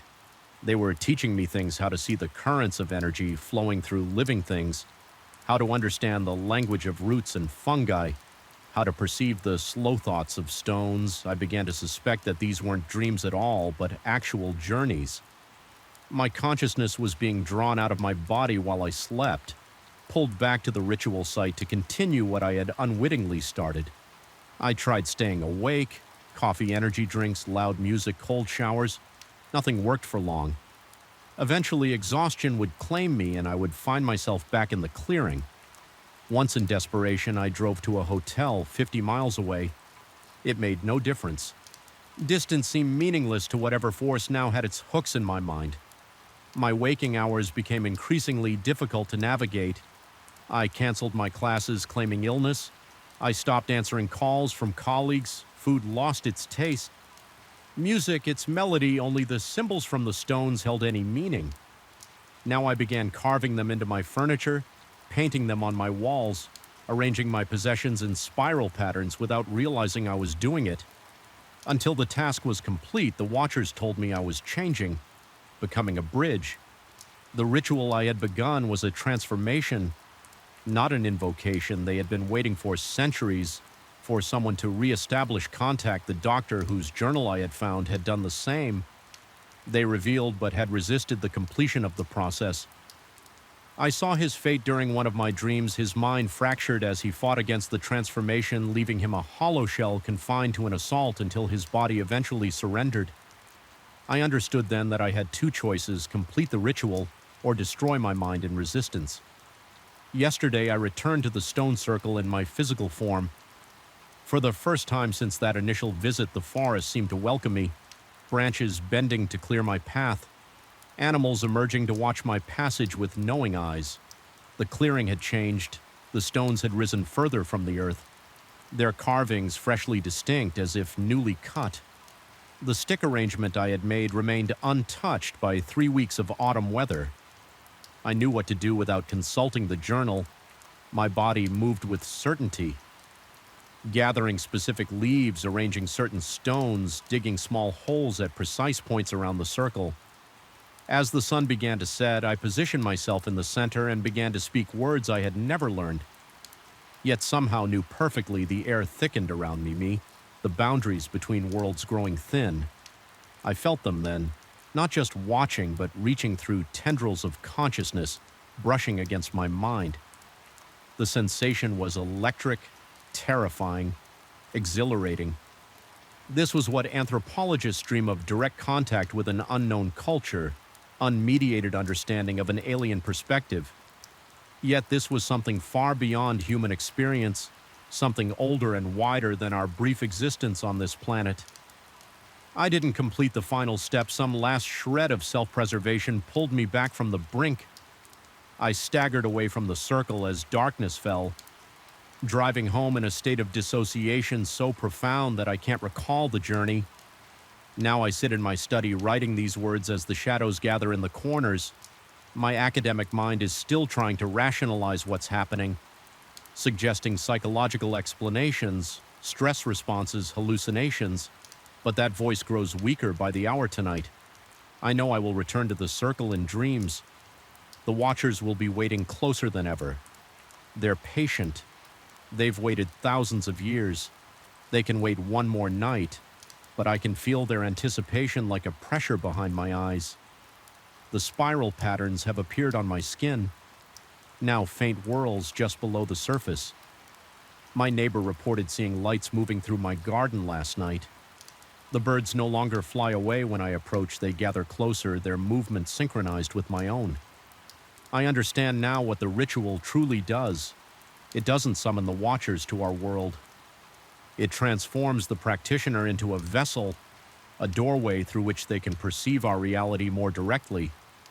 The doctor's journal never mentioned what happens if the ritual is completed. Perhaps he never knew part of me. The professor, the skeptic. The human is terrified of losing myself entirely, but another part growing stronger every day is curious. What will I learn? What will I become? What knowledge waits beyond that threshold the sun is? Setting. Now I can feel the pull beginning. My consciousness already starting to drift toward the forest tonight. I think I will take the final step, not out of compulsion, but out of choice. The anthropologist's eternal pursuit of understanding taken to its ultimate IMET conclusion, after all. Isn't this what I've spent my career searching for, the authentic experience of the other? The true meaning behind ancient rituals, the shadows in my study are moving again, forming familiar spiral patterns on the wall. Something is, whispering my name from everywhere and nowhere. I think I'll sleep now. The circle waits. The watchers wait, and I, whatever I am becoming, wait with them. The shadows in this house don't move the way they should. That was my first thought when I noticed the painting it hung there on the wall of my new country home depicting this very property. My property now in oils that shouldn't have retained such vibrant color after DEC aids of exposure. The house in the painting looked identical to the one I'd purchased, save for subtle differences I couldn't immediately place. Perhaps it was the angle of the roof or the way the windows seemed to reflect something that wasn't quite sky. I came here to write to escape the noise and distraction of Boston, where my apartment overlooked a street that never slept at 39, with 3 moderately successful novels behind me and a deadline looming. I needed isolation when my agent mentioned a client selling a remote property in western Massachusetts at a surprisingly reasonable price. I jumped at the opportunity the previous owner had left in a hurry. I was told pursuing some artistic opportunity overseas, most of the furniture remained, which explained the unusually low asking price. The painting wasn't mentioned in the listing. On my first night, I stood before it, glass of whiskey in hand, studying the brushwork. The technique was remarkable. Each blade of grass seemed to possess a unique shadow. Each cloud carried textures so realistic I could almost feel the dampness. They promised the artist had captured the house from the perspective of someone standing at the edge of the surrounding woods, looking across the clearing where wildflowers now grew in chaotic patches. My house stood centered in the frame windows, dark except for one on the second floor where a faint yellow glow suggested occupancy. My new office window, I took another sip of whiskey, the alcohol warming my throat as I leaned closer to examine the signature, T. Marlowe, 1978. The name meant nothing to me. That first night passed uneventfully. I slept deeply exhausted from the move and lulled by the profound quiet that only remote countryside can provide. The next morning, I established my writing routine, setting up my laptop in the upstairs office and losing myself in my work. The words flowed easily in this new environment.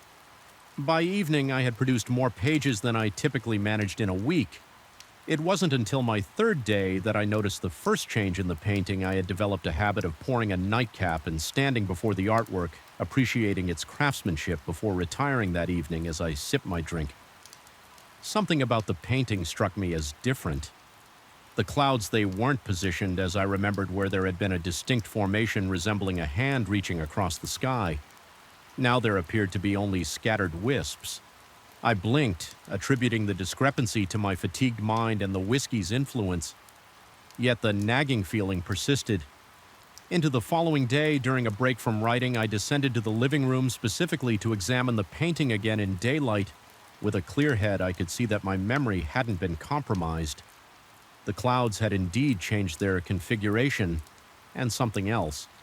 The trees at the edge of the forest appeared to bend slightly as if caught in a breeze that hadn't been present in the original composition. My heartbeat quickened as I stepped closer. Art doesn't change, it's static by nature. I ran my fingers across the canvas, feeling only the expected texture of dried paint over fabric. No hidden mechanisms, no sophisticated trickery, just an ordinary painting that somehow wasn't ordinary at all.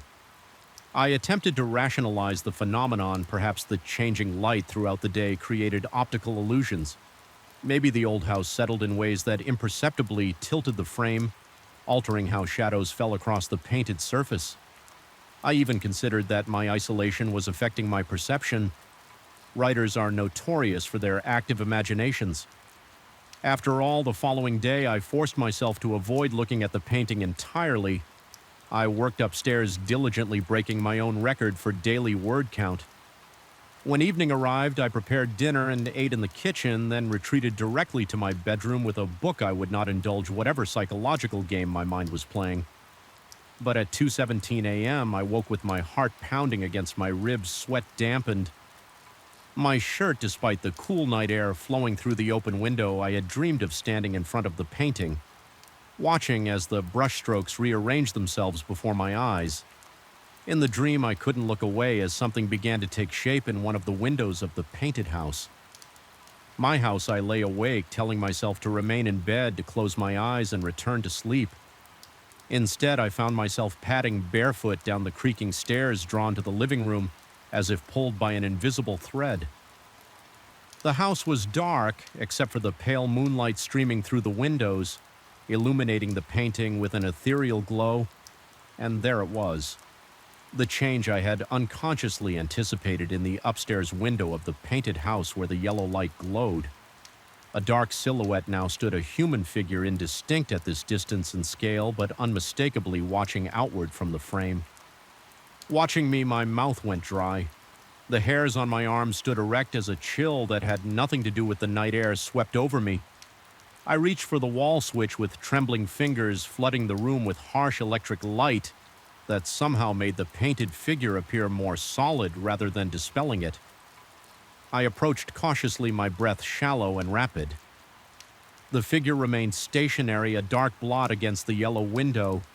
It was small given the painting's dimensions, perhaps the size of my pinky fingernail, but its presence transformed the entire work. What had been a peaceful country scene now felt like a window into somewhere I shouldn't be looking. I spent the remainder of the night in a chair opposite the painting, watching it, waiting for movement that didn't come when dawn broke. I made coffee and searched online for information about Marlowe. The results were sparse but disturbing. Thomas Marlowe had been a promising regional artist who specialized in landscapes of western Massachusetts. In the late 1970s, he purchased a remote property, and became increasingly reclusive. His final exhibition featured exclusively paintings of his home, each depicting the structure from various angles and in different conditions. Art critics noted a progression in these works, with the later paintings containing subtle distortions and unsettling elements that departed from Marlowe's previously realistic style. Then I found the newspaper article from 1982 hidden in the digital archives of the local historical society. The headline was "Direct Local Artists Missing Unusual Circumstances." According to the piece, Marlowe had contacted a friend in a state of evident distress, claiming his latest work had become a passage rather than a painting. He reported that something was attempting to cross over from what he called the other side. The friend had dismissed these statements as artistic metaphor until Marlowe's disappearance 3 days later. Investigators found Marlowe's house, my house, immaculate and uninhabited. With a half-completed painting on his easel, the artist was never found. My hands shook as I closed my laptop. The rational part of my mind insisted there must be a logical explanation. Perhaps the painting was designed with some kind of slow-changing material that responded to temperature or humidity. Maybe Marlowe himself had created an elaborate hoax before disappearing to reinvent himself elsewhere. But that night, the figure had moved closer to the painted window. The following days became a blur of anxiety and fascination. I continued writing, producing pages. Filled with increasingly dark themes that diverged from my planned narrative, I couldn't stop myself from checking the painting multiple times daily, documenting each subtle change. The figure grew more distinct as it approached the window of the painted house. I could now make out the suggestion of a man's profile. Though the features remained indistinct, I considered removing the painting, but something prevented me from touching it. When I mentioned the artwork during a phone call with my agent describing it as unsettling, she had no recollection of any painting being included with the house.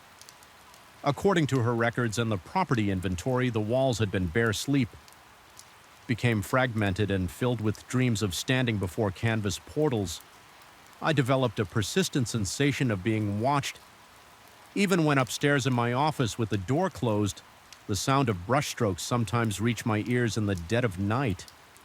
Soft, wet sweeps against canvas when there was no possible source for such noises. A week after discovering the moving figure, I contacted the previous owner through my agent. His emailed response was brief and troubling. There was no painting when I left. I removed every trace of the original owner's presence. Whatever you're seeing, it returned on its own that night. I stared at the painting from across the room nursing my whiskey without tasting it. The figure now stood directly at the painted window, one hand pressed against the glass from the inside, though still. Rendered in the same oil paints as the rest of the scene, I could clearly discern a man's face gaunt with hollow eyes and an expression of desperate hunger. Not Thomas Marlowe as he appeared in photographs I'd found, but someone else, someone I'd never seen before, but who somehow felt familiar. The window in the painting had begun to distort around the pressure of the figure's hand bulging outward, as if the barrier between the artwork and reality had become flexible. My stomach clenched at the sight, bile rising in my throat.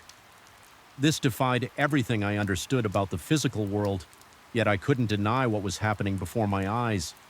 I backed away, my heart hammering in my chest, sweat beading on my forehead despite the cool evening as I retreated. The figure's head tilted slightly following my movement. Its other hand rose to join the first, both now pressing against the painted glass with visible force. The window bulged further, the oils somehow stretching beyond the flat plane. They should have been confined to that night. I barricaded myself in the upstairs bathroom, the only room without windows, and the furthest point from the painting. I sat on the floor with my back against the door. Laptop open before me as I frantically mented everything I'd observed. If something happened to me, I wanted a record to exist. Sunrise found me exhausted but alive. I emerged cautiously, half expecting to find my home transformed or invaded. Instead, everything appeared normal until I entered the living room. The painting had changed dramatically. The figure was gone from the window, which no longer bulged. Instead, the front door of the painted house stood ajar just slightly, but unquestionably open when it had always been closed before.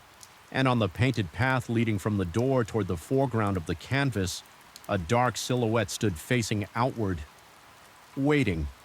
I approached slowly, my entire body trembling. The figure had features now defined enough that I could see the curve of a smile, the hollow intensity of eyes that seemed to track my movement.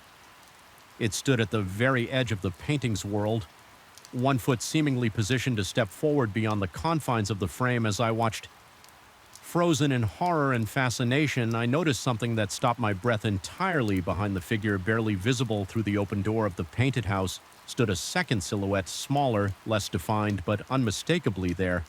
And somehow I knew with a certainty that defied explanation that this second figure was watching me through the first, using it as a conduit, a means of perception, something that had been waiting a very long time for someone like me to notice the painting again. I packed a single bag that afternoon and checked into a motel 30 miles away. I called a real estate attorney from the stained bedspread, making arrangements to sell the property. Immediately contents included when asked about my reason for selling. So soon after purchasing, I simply cited personal circumstances. The attorney seemed unsurprised. Properties in such remote locations often changed hands quickly. She noted that was 3 weeks ago. I've since returned to my apartment in Boston, where the constant noise of the city provides a strange comfort. My new novel remains unfinished. the manuscript abandoned in favor of this account yesterday, I received an email from the real estate attorney the house had sold. Already purchased sight unseen by an artist from New York seeking rural isolation to complete a series of works attached was a photo of the property listing in it. The living room wall is bare, the painting is gone, but last night, hanging a framed photograph in my bedroom, I noticed something that made my blood freeze in my veins. Reflected in the glass of the frame was a familiar gaunt face with hollow eyes. Just for an instant before disappearing. I've removed every frame, every mirror, every reflective surface from my apartment. I write this on a laptop with the screen dim to eliminate any possibility of reflection. But sometimes from the corner of my eye I catch a glimpse of movement on blank walls, a brushstroke taking form the beginning of a familiar landscape, and I know that the painting isn't gone, it simply found a new canvas. The stars have always watched us. I never understood until now that some of them watch more intently than others. My name is Daniel Mercer. 3 weeks ago, I made what I thought was the purchase of a lifetime at the Harlow Scientific Estate auction, a pristine brass refracting telescope from 1873 crafted by the enigmatic Swedish astronomer Henrik Lindström. The auctioneer described it as a collector's item with unique optical properties, but at the time I was thrilled to acquire such a well-preserved antique for my collection. I've been an amateur astronomer since college, but at 37 I'd never owned anything so historically significant. The telescope itself is a marvel of 19th century craftsmanship, brass tubing with intricate engravings, mahogany tripod with brass fittings, and most curiously, a set of lenses arranged in a configuration I've never encountered in my years. Studying astronomical equipment when I first examined them, I noticed strange geometric patterns etched into the glass periphery of the main objective lens, triangular forms interconnected in a way that reminded me of circuit diagrams. I set it up in my home observatory, really just a converted shed in my backyard with a retractable roof ID installed last summer. The same night I brought it home, something about the telescope seemed to demand immediate use, as though it had waited long enough in storage after calibrating it as best I could. Some of the adjustment mechanisms differed from modern designs. I pointed it toward the eastern sky where Copa would be rising. What I saw changed everything at first. Everything appeared normal. The familiar W shape of Copa emerged as expected, but as I made minor adjustments to the focus, something shifted in the field of view. A cluster of stars that shouldn't have been there appeared just above the constellation. 7 points of light arranged in a perfect heptagon glowing with a bluish tint, unlike the surrounding stars. I checked my star chart's digital planetarium app. Everything no known star cluster existed in that location. I watched for nearly an hour as the stars moved across the sky. The cluster moved too, but wrong.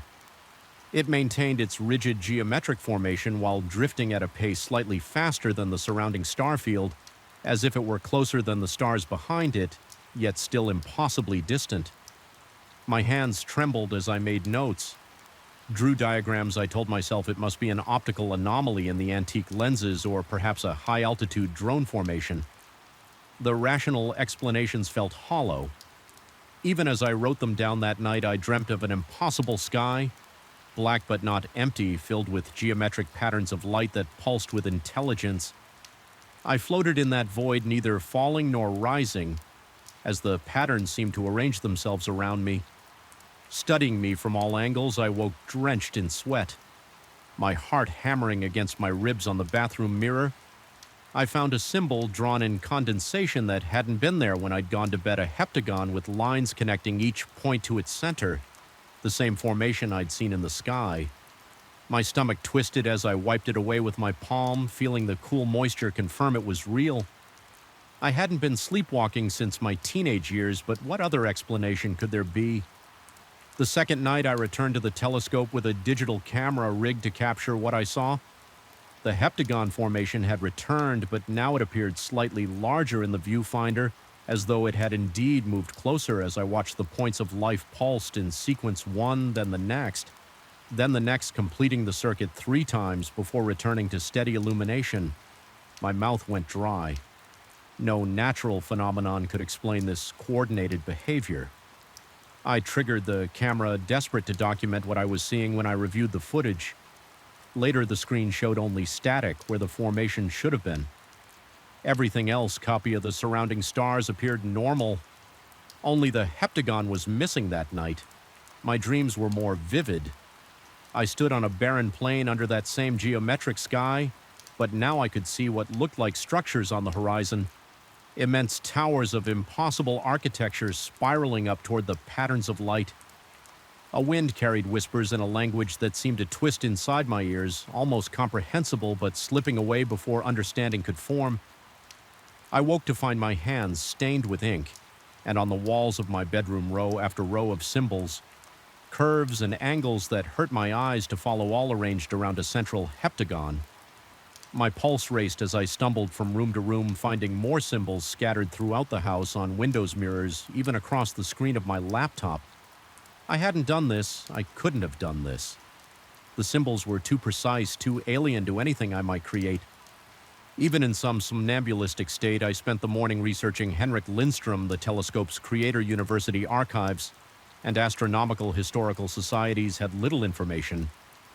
He'd been a minor figure in 19th century astronomy, noted primarily for his unorthodox theories about stellar communication, but in a digitized collection of letters from the Royal Swedish Academy of Sciences, I found correspondence describing Lindström's final years. According to his colleagues, he had become obsessed with a particular region of the sky near Kopa, claiming to have discovered what he called the Watcher's entities that existed between the stars and observed humanity. Through means beyond our comprehension, his final letter to the Academy, dated November 1874, stated that he had established contact and was preparing for their arrival. He disappeared the following week.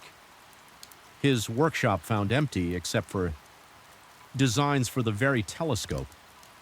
Now in my possession, my throat constricted as I read the accounts. The hair on my arm stood on end. Despite the warmth of the room, I should have immediately destroyed the telescope, buried it, anything. But instead, I felt compelled to look again to confirm, to understand. The third night brought no clouds to obscure my view. The heptagon had grown dramatically larger, each point of light now clearly visible as a pulsing orb rather than a distant star. They rotated slowly around their center, which appeared as a void darker than the night sky itself. As I watched transfixed, the pattern began to emit beams of light that converged at a point that I calculated with growing horror to be directly above my house. My hands shook so violently I could barely maintain focus on the eyepiece. My breathing came in short, painful gasps. Something warm trickled from my nose.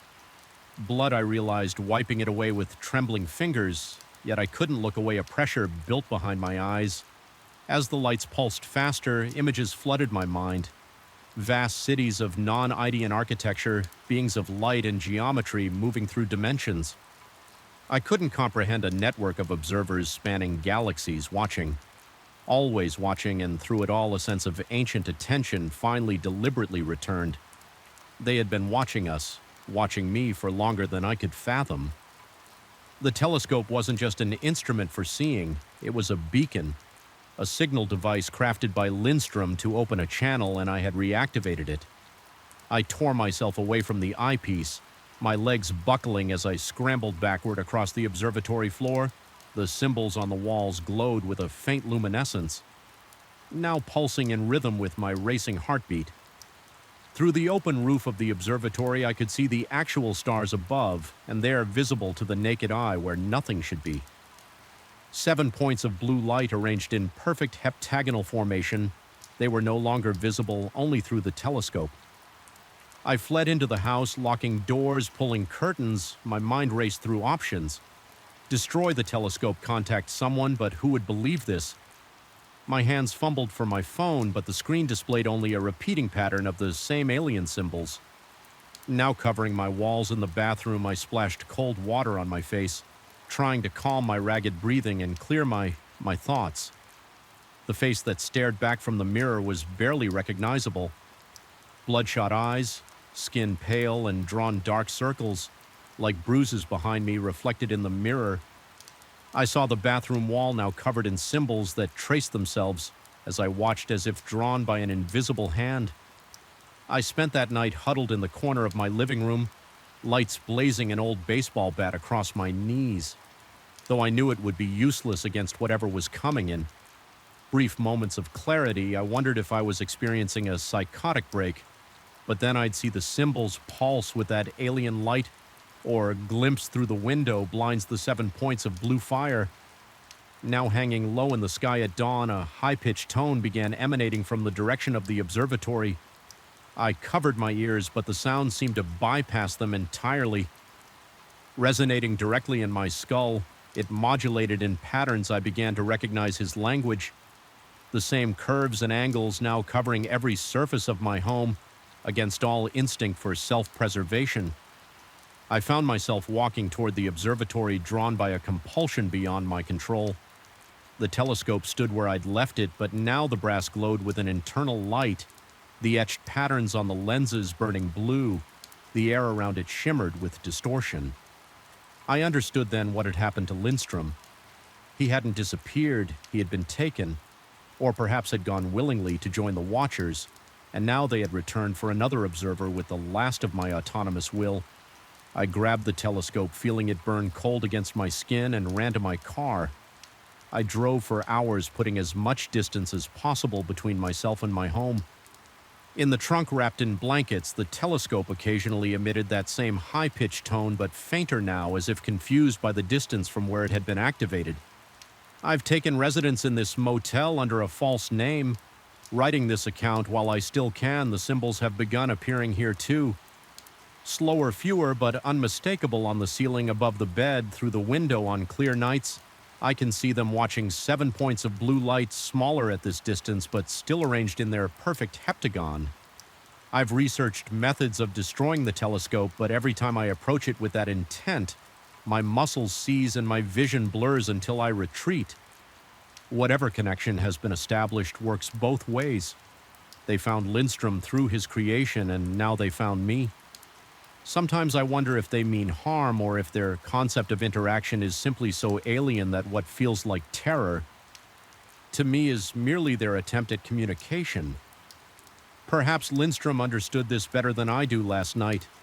I dreamed of him for the first time, an old man with wild eyes and a serene smile standing on that alien plane beneath the geometric sky. He held out his hand to me as the massive towers in the distance began to move, revealing themselves not as structures but as entities. Vast beyond comprehension, they only want an observer. He said in the dream, every lens looks both ways. I've sealed the telescope and a storage unit registered to a name that cannot be traced to me. I leave this account for whoever might find it. Should I disappear, as Lindstrom did, I feel the pull each night, the invitation to look up and see them watching, waiting for me to accept my role, and part of me, a growing part, wants to see what they have to show me. If you're reading this and you come across an antique brass telescope with strange patterns etched into its lenses, leave it where it lies. Some things in the universe observe us more closely than we could ever observe them, and once they've seen you through the right lens, they never look away. The stars have always watched us, but now I understand some of them have been waiting for us to watch back the first time I heard it. The sound didn't just fill the room, it penetrated my bones. A resonance so pure seemed to vibrate the very atoms of my being. That's when I should have known the violin wasn't just old, it was hungry, not for flesh or blood, but for something far more precious. Memory, emotion, the very essence of human experience. I realize now that every note I coaxed from those ancient strings was feeding something that should have remained dormant, buried in the forgotten corners of history. But by then it was already too late. The auction house was stuffy that afternoon, the air thick with dust, mows dancing in the sunbeams that streamed through tall windows. I hadn't planned on bidding on anything, merely accompanying my colleague Martin, who was looking for period furniture for his new apartment.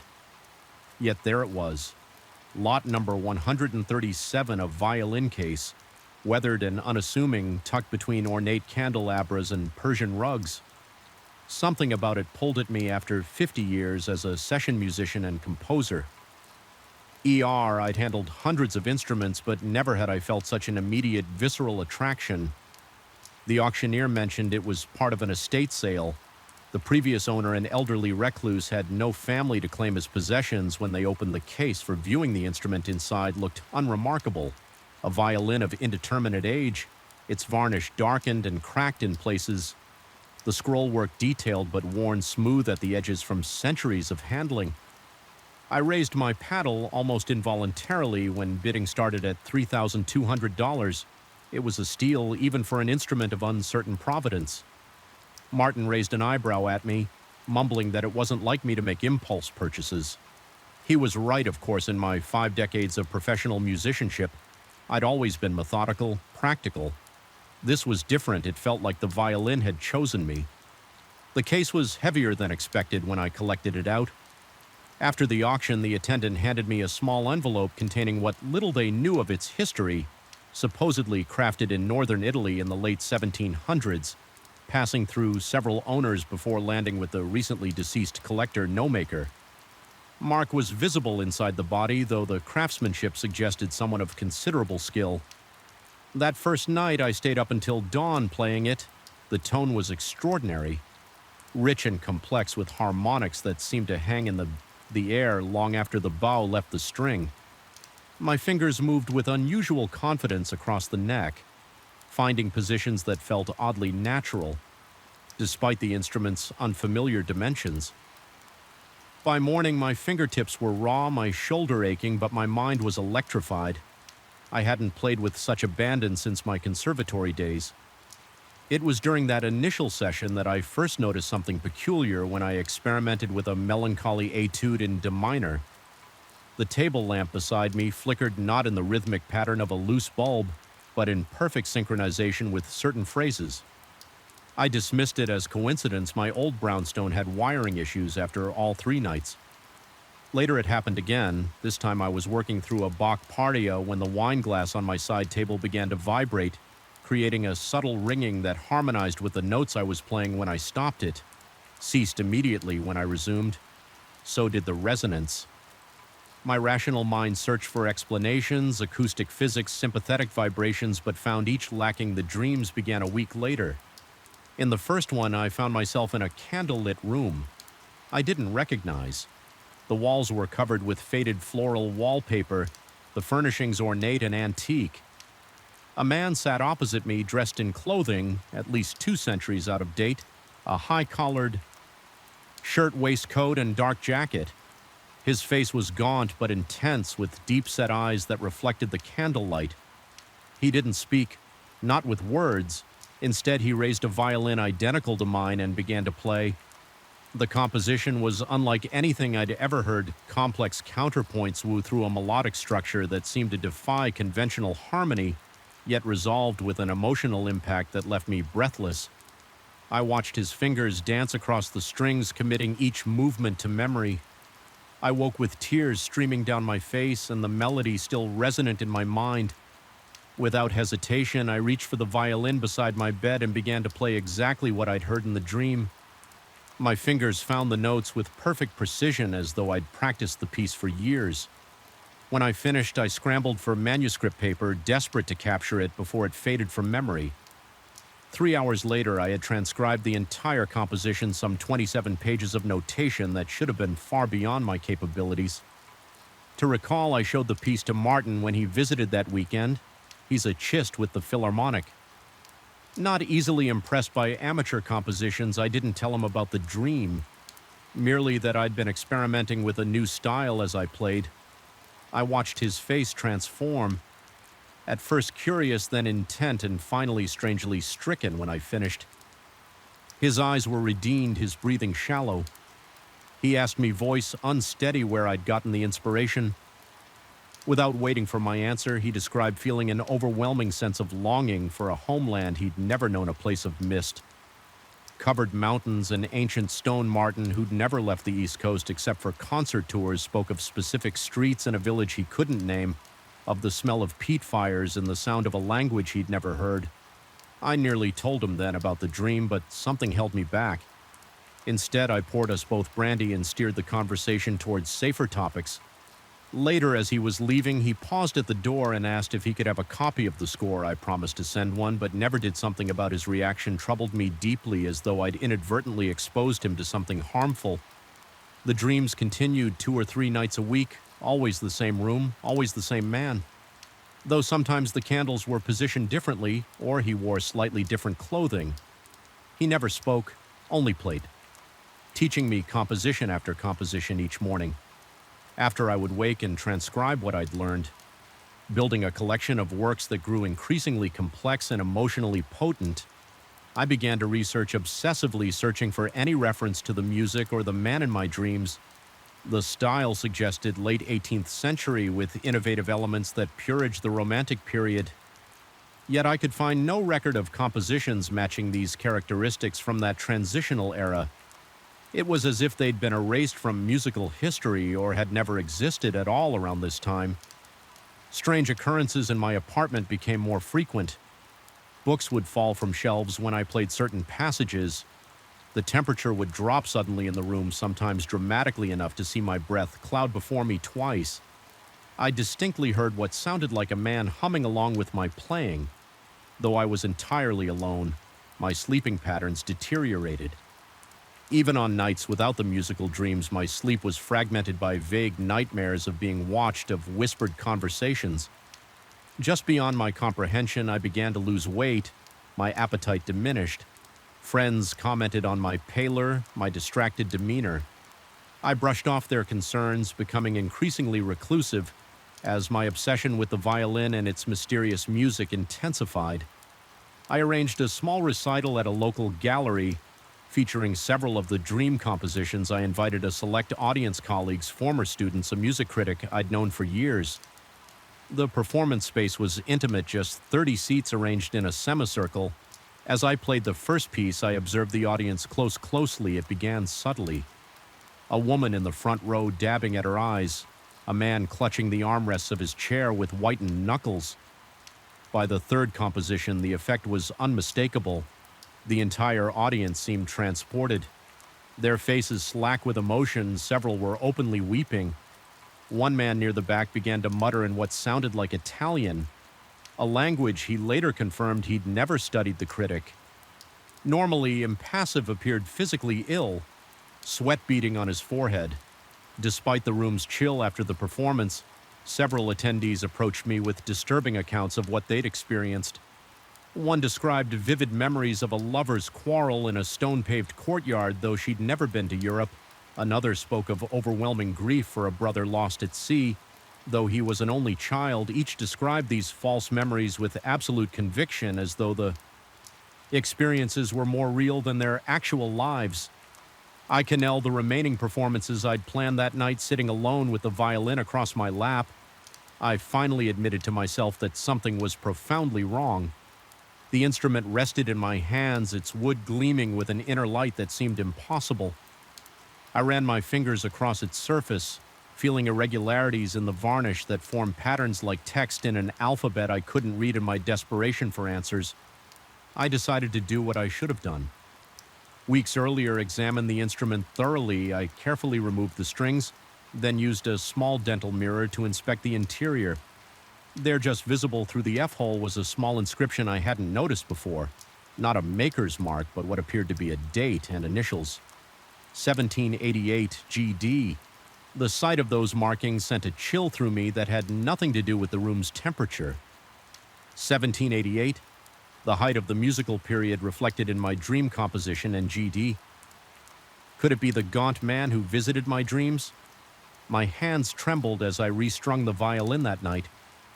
I waited for sleep with equal parts dread and anticipation, desperate for answers yet terrified of what I might learn.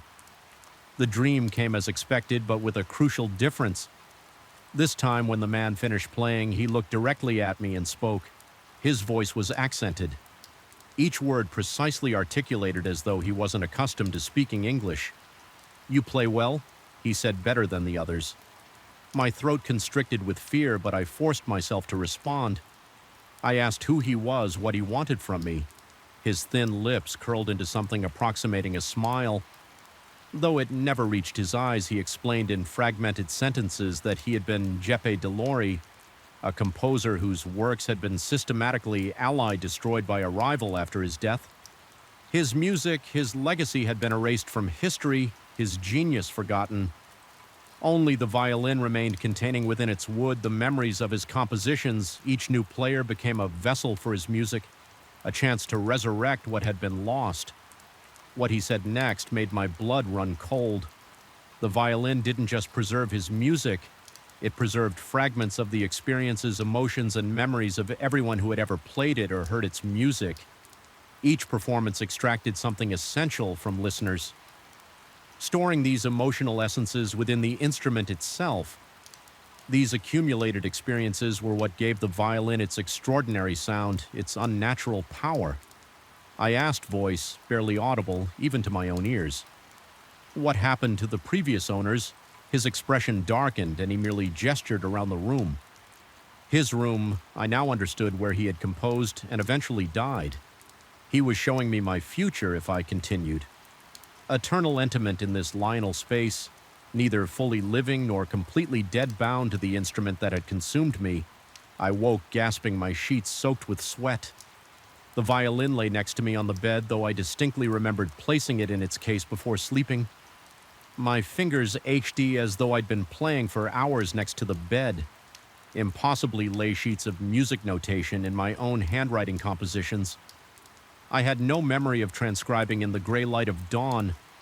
I made my decision I couldn't destroy the violin, something that ancient and powerful wouldn't be so easily eliminated, and I couldn't bear the thought of its music being lost forever. Yet I couldn't keep it knowing what it was doing to me, and to those who heard it played that afternoon, I carefully packed the violin and drove to the countryside where my mentor, now in his 90s, lived in semi-retirement. Professor Ambrose had studied musicology and restoration techniques in Vienna. If anyone could understand the instrument's history and significance, it would be him. More importantly, he possessed the wisdom to know what should be done with such an artifact. I explained everything, the dreams, the compositions, the effect on listeners, and the vision of J.P.E. Delori. I expected skepticism, perhaps even concern for my mental health. Instead, the old man listened intently, his rheumy eyes focused on the violin case, as though he could see through the leather to the instrument within. When I finished, he nodded slowly and asked if IID played any of the compositions for him I hadn't, and he seemed relieved. He explained that he'd encountered references to Delori in obscure musicological texts, a promising composer who died young in 1788. His works supposedly lie destroyed in a fire. There were rumors never substantiated of instruments that could absorb and transmit human experience, their very wood becoming saturated with emotional residue over centuries of use. The professor believed the violin shouldn't be destroyed but shouldn't be played. Either, he suggested a solution, the instrument would be sealed in a lead-lined case and donated anonymously to a prestigious musical archive with specific instructions that it never be played, or loaned out. Its historical significance would ensure its preservation. The precautions would prevent its power from affecting others. As I prepared to leave the violin with him, a wave of loss crashed over me, unlike anything I'd ever experienced. My fingers literally ached with the need to play it. One last time, the compulsion was physical, overwhelming. Bringing me to my knees on the professor's worn carpet, he watched with compassionate understanding, telling me gently that this reaction confirmed everything. The violin had forged a connection with me that was breaking as we separated it. Took every ounce of willpower to leave without the instrument. As I drove home, I felt simultaneously hollowed out and liberated, as though something had been extracted from me but had taken a malignant growth. Along with it, that was 6 months ago, the compositions remain. I've kept the scores locked in a safe deposit box, unsure whether they should ever be performed. Sometimes I dream of music. Still, but it's ordinary music now, without the transcendent quality of Doré's work. My own compositions have taken on a different character, more introspective, less technically brilliant, but wholly mine. Yet sometimes in the moments between wakefulness and sleep, I hear it, the perfect resonance of that violin playing a melody that calls to me across centuries. And in those moments, I'm never entirely certain whether I'm remembering what was or receiving a summons to what still awaits me. Pages knew my name before I knew theirs. That's the thought that keeps circling in my mind as I wander through another identical corridor lined with ancient bookshelves that shouldn't exist. The air here hangs stale and heavy, thick with the scent of aged leather, yellowed paper, and something else. Something darker that clings to the back of my throat with each labored breath. The weak light from my phone barely penetrates the darkness, casting grotesque shadows that seem to reach toward me from between the endless rows of books I've been in this building for hours now. Or is it days my watch stopped at 3:17 p.m., the exact moment I first opened that damn manuscript I should have walked away, any rational person would have. But I'm Dr. Richard Harlow, respected literary researcher with a reputation for unearthing forgotten texts. When the demolition notice went up on the old Blackwood building downtown 3 weeks ago, I couldn't resist one final exploration before the wrecking balls erased another piece of our city's history. The building had been abandoned for decades, a crumbling Victorian-era relic with boarded windows and a facade stained black from a century of industrial pollution. The demolition company's foreman barely glanced at my university credentials before waving me through. Just don't get yourself killed in there. Professor Building comes down Friday, whether you're in it or not. That was my first mistake. My second was ignoring the unnaturally cold draft that guided me to the hidden door behind a rusted radiator in the building's east wing basement. My third, the one I replay constantly now, was touching the first book. The hidden library shouldn't have existed. The room appeared on no blueprint, no historical record of the building. A perfect circular chamber with a dome ceiling ringed by mahogany shelves that stretched upward for at least 2 stories.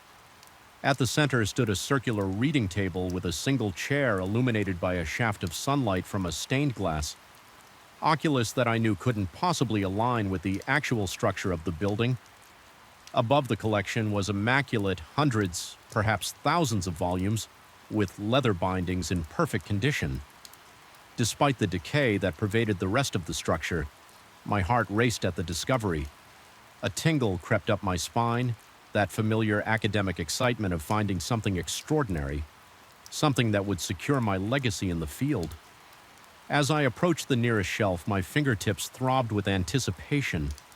The titles were embossed in faded gold lettering in languages I recognized and others I didn't. Some appeared to be ancient manuscripts, others more modern. Cesses, no dust, not a single cobweb, just row after row of pristine books in a sealed room that had seemingly escaped the ravages of time. I selected a slim volume bound in burgundy leather, no title on the spine as I pulled it from the shelf. A whisper seemed to emanate from the stacks behind me.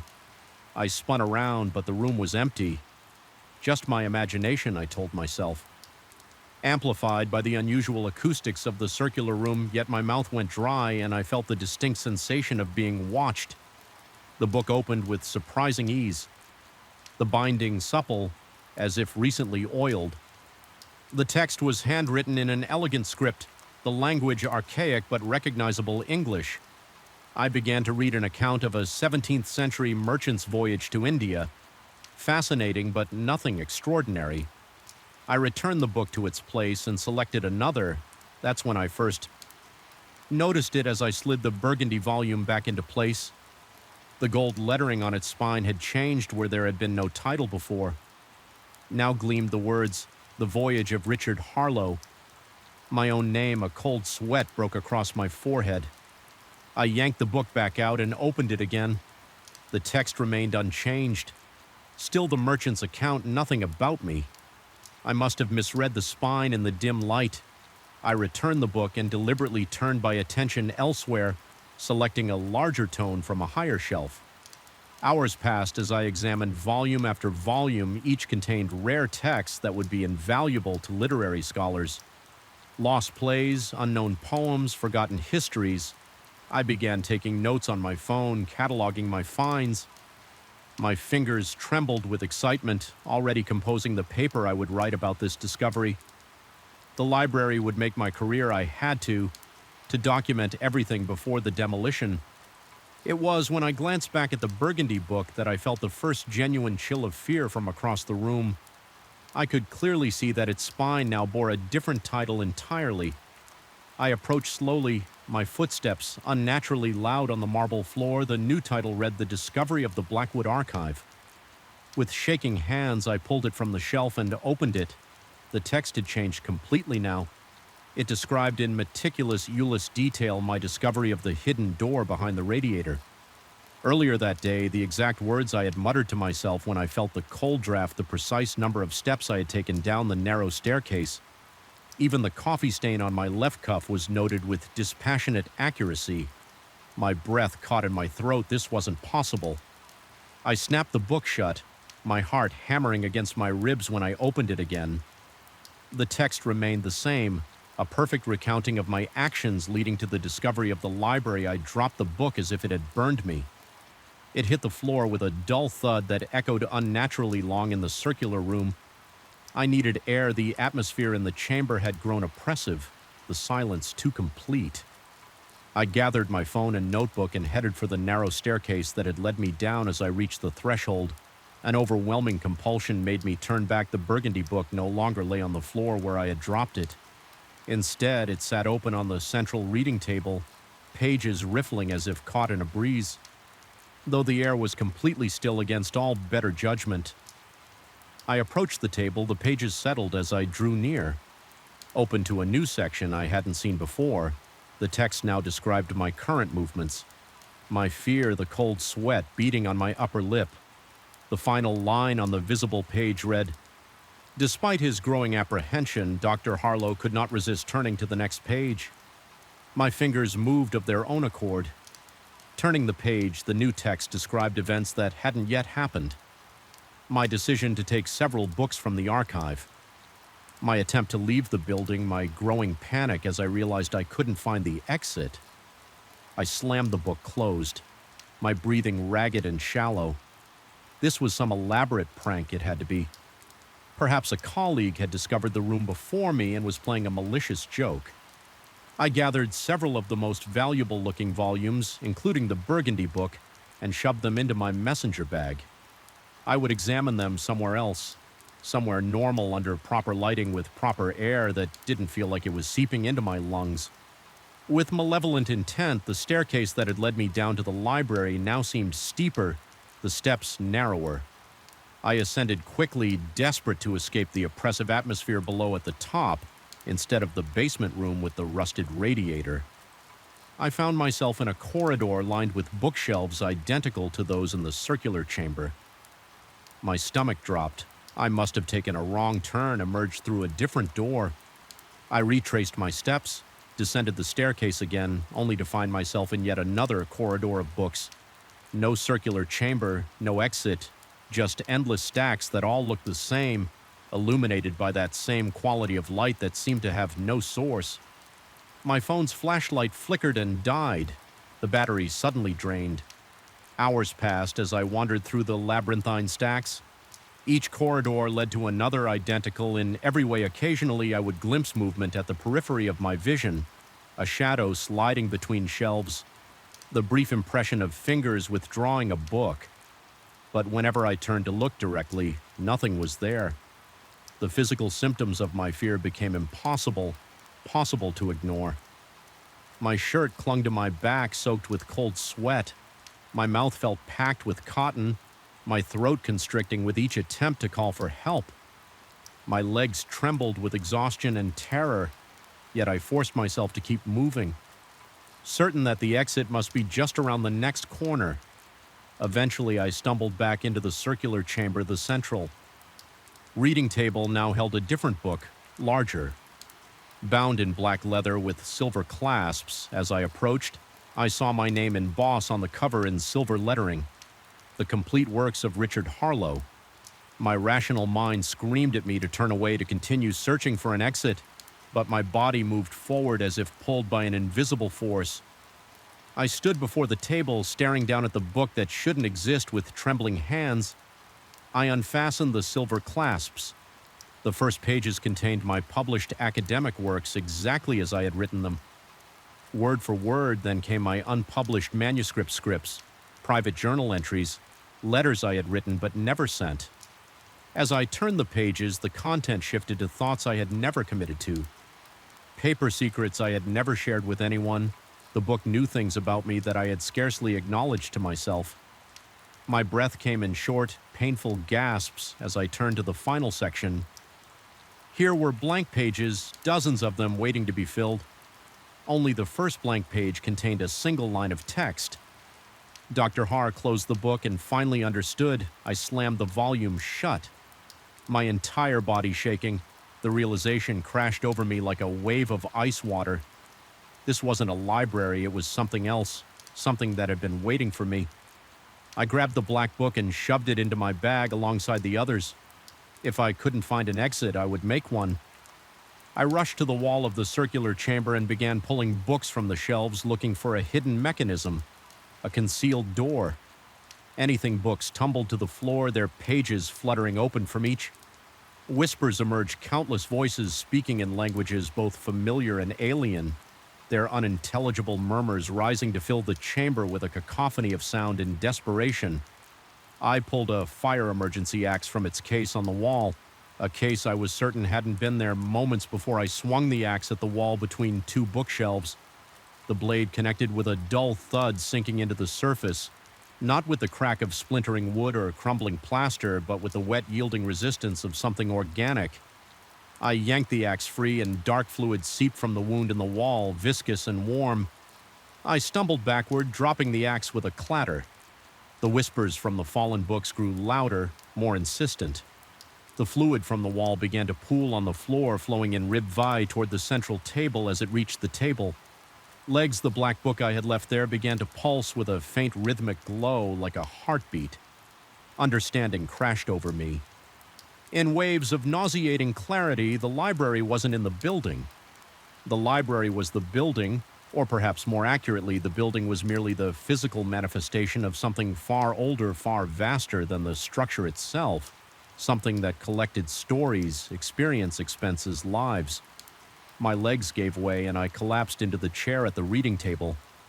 The black book lay before me, pulsing in sync with my own racing heart, with a resignation born of exhaustion and terror. I opened it again to the last written page. The single line had changed. Dr. Harrow understood that he had not discovered the archive. The Arab had discovered him. I turned to the next page, no longer blank. Now it read, he realized that he had a choice. My gaze lifted from the page to survey the circular room. The books I had pulled from the shelves were back in place, the walls intact with no sign of my axe attack. The oppressive atmosphere remained, but somehow it felt less malevolent. Now more expectant, I returned to the book where more text had appeared. The Blackwood Archive had existed for centuries, collecting and preserving stories that would otherwise be lost. It needed a new caretaker, someone who would appreciate its contents, maintain its collection in return. It offered knowledge. Beyond imagining the implication was clear I could become the new librarian, the guardian of this impossible collection. Or I could continue my futile attempt to escape wandering the endless corridors until exhaustion and dehydration claim me. Is it still a choice when there is only one viable option? I closed the book and placed my palm flat on its cover. I accept, I whispered to the empty room. My voice hoarse from hours of panicked breathing. The change was immediate. The oppressive atmosphere lifted, the light from the oculus brightened.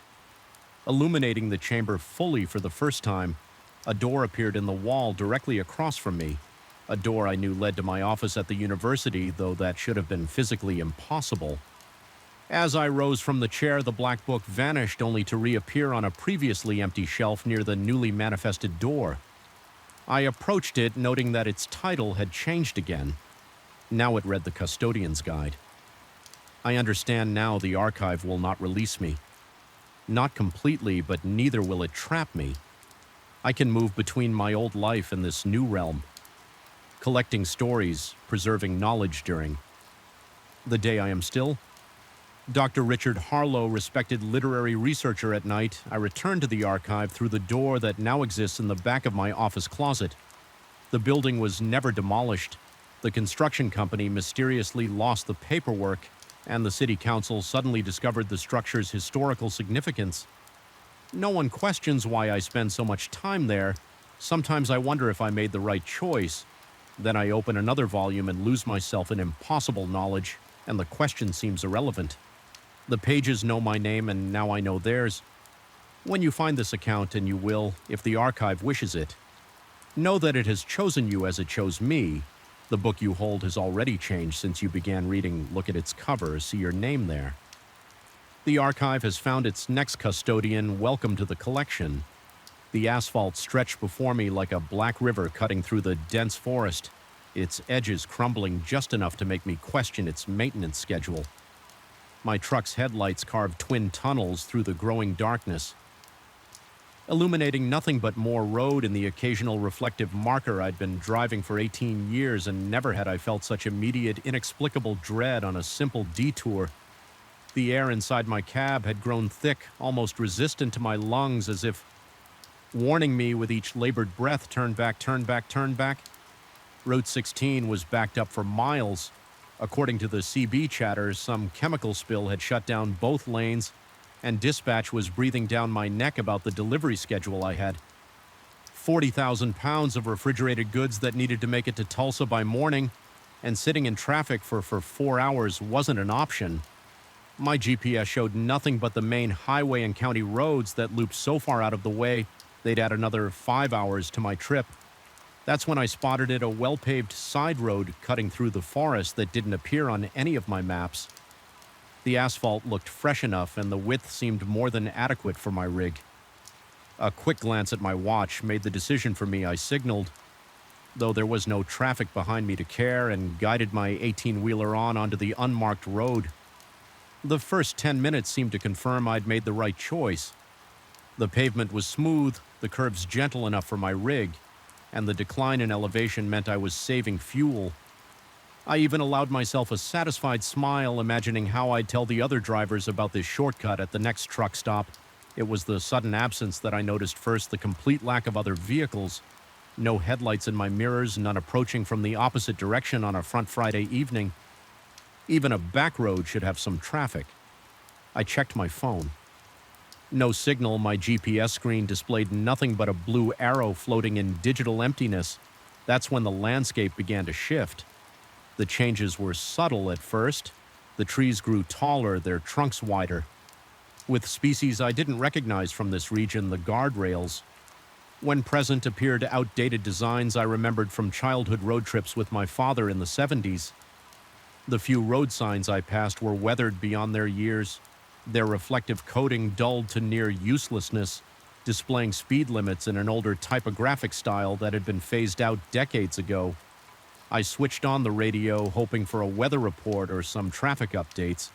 Static hissed from the speakers as I turned the dial through dead air, until suddenly the cabin filled with the unmistakable opening notes of Earth Angel by the Penguins. The song finished, and a deep, smooth voice faded in over the final notes that was the Penguins with Earth Angel climbing the charts this week in 1954. Stay tuned for more of the greatest hits on KXL, your music authority. And don't forget to visit Johnson's Drive-In this Saturday for the grand opening celebration, free popcorn for the kids, and a special appearance by local baseball hero Tommy Williams before he heads off to spring training with the Brooklyn Dodgers. My hands tightened on the steering wheel, knuckles whitening. The Dodgers hadn't been in Brooklyn since 1957. I jabbed at the radio preset buttons, but each one now played only variations of the same station swing music. Do early rock and roll. Every announcer spoke as if it were the mid-1950s, promoting events long past and products long discontinued. The truck's thermometer showed 72 degrees, but a chill raised goosebumps along my arms. Sweat beaded on my forehead, trickling down my temples. Despite the cold that seemed to emanate from somewhere deep inside me, my breathing quickened, each exhale visible as a small cloud in the supposedly warm cab. I decided to turn around. This shortcut was clearly taking me too far off course, and something about it felt increasingly wrong. I slowed the rig, looking for a suitable turnout or intersection. The road stretched empty before and behind me, curving gently through densely wooded hills. After another mile, I spotted a wide shoulder and carefully maneuvered my truck around, facing back the way I'd come. I accelerated, expecting to retrace my path to the highway, but after 15 minutes of driving, I'd encountered no intersection, no familiar landmarks from my inbound journey. The forest pressed closer to the roadside, the trees now massive primeval things with gnarled branches that seemed to reach toward the road. My headlights caught the reflective eyes of something watching from between the trunks, something too tall to be a deer. The muscles in my jaw ached from clenching my teeth. My mouth had gone desert dry, despite the bottle of water I kept draining. The road should have returned me to the highway by now. I checked my odometer. I'd driven further on the return journey than the entire distance I'd traveled on this road in the first place. The radio continued its unsettling broadcast, now playing a news update about the Suez crisis and Soviet troops in Hungary. The announcer's voice occasionally distorted, stretching and compressing like a tape player with dying batteries between songs. I could now hear something else beneath the announcer's voice. Whispers too faint to make out, but clearly there. A chorus of hushed voices murmuring behind the broadcast. I shut off the radio, but the whispering continued. It took me several terrifying seconds to realize it was coming from my CB radio, which I had not turned on. I reached for it with a shaking hand and picked up the handset. "Come back to us, been waiting so long, your place is ready." "We saved your seat." The voices were numerous, overlapping, speaking in unison, and yet somehow out of sync. I slammed the handset back into its cradle and yanked the power cord from the unit. The whispering stopped, but the silence that followed pressed against my eardrums with an almost physical weight. My headlights seemed to be dimming their beams, penetrating less and less of the darkness ahead. I flipped on my high beams and fog lights, but the added illumination made little difference. The darkness had a thickness to it, a substance that swallowed light.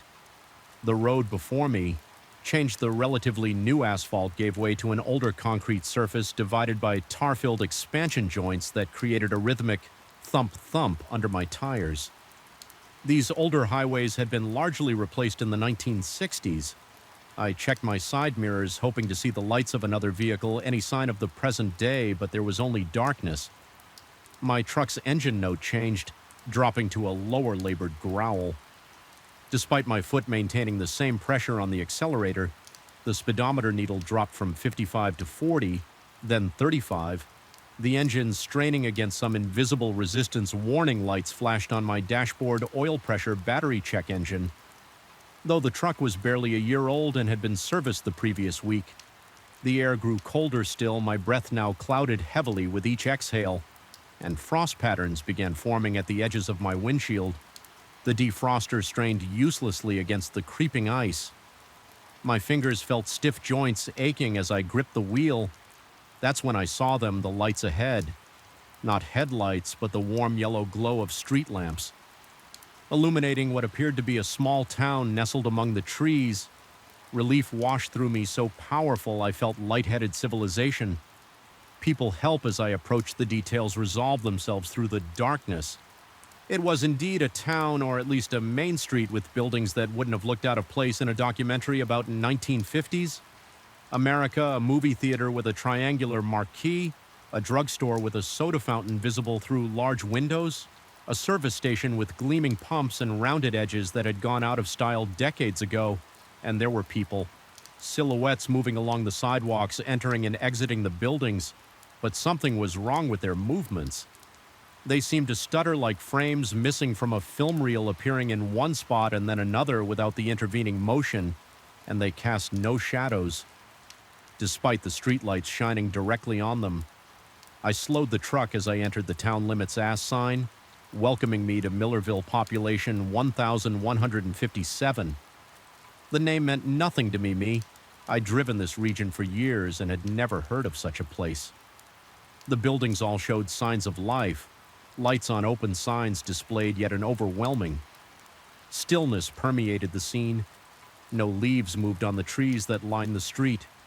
No flags or awnings stirred in what should have been at least a slight breeze.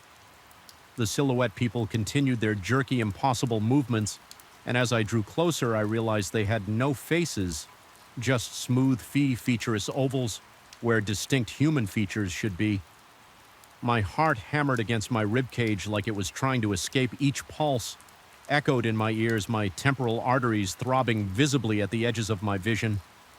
I fought the urge to floor the accelerator and blast through the town. Something told me that drawing attention to myself would be the worst possible mistake I maintained.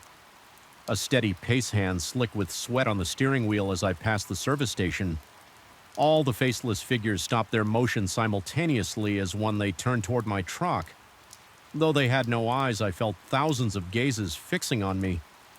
The pressure of their attention made it difficult to breathe, as if the air itself had become dense and resistant. The truck's radio switched itself on the volume, rising to a painful level. It was no longer playing music, but broadcasting a single voice, male formal, like a news announcer from old television broadcasts. Attention, we have a deviation subject vehicle not scheduled for transition until November. 2026, chronological displacement. Unauthorized retrieval protocol initiated. The faceless figures began moving toward the street, their movements now smooth, purposeful. Some pointed at my truck. Others seemed to be communicating, their featureless heads tilting toward one another.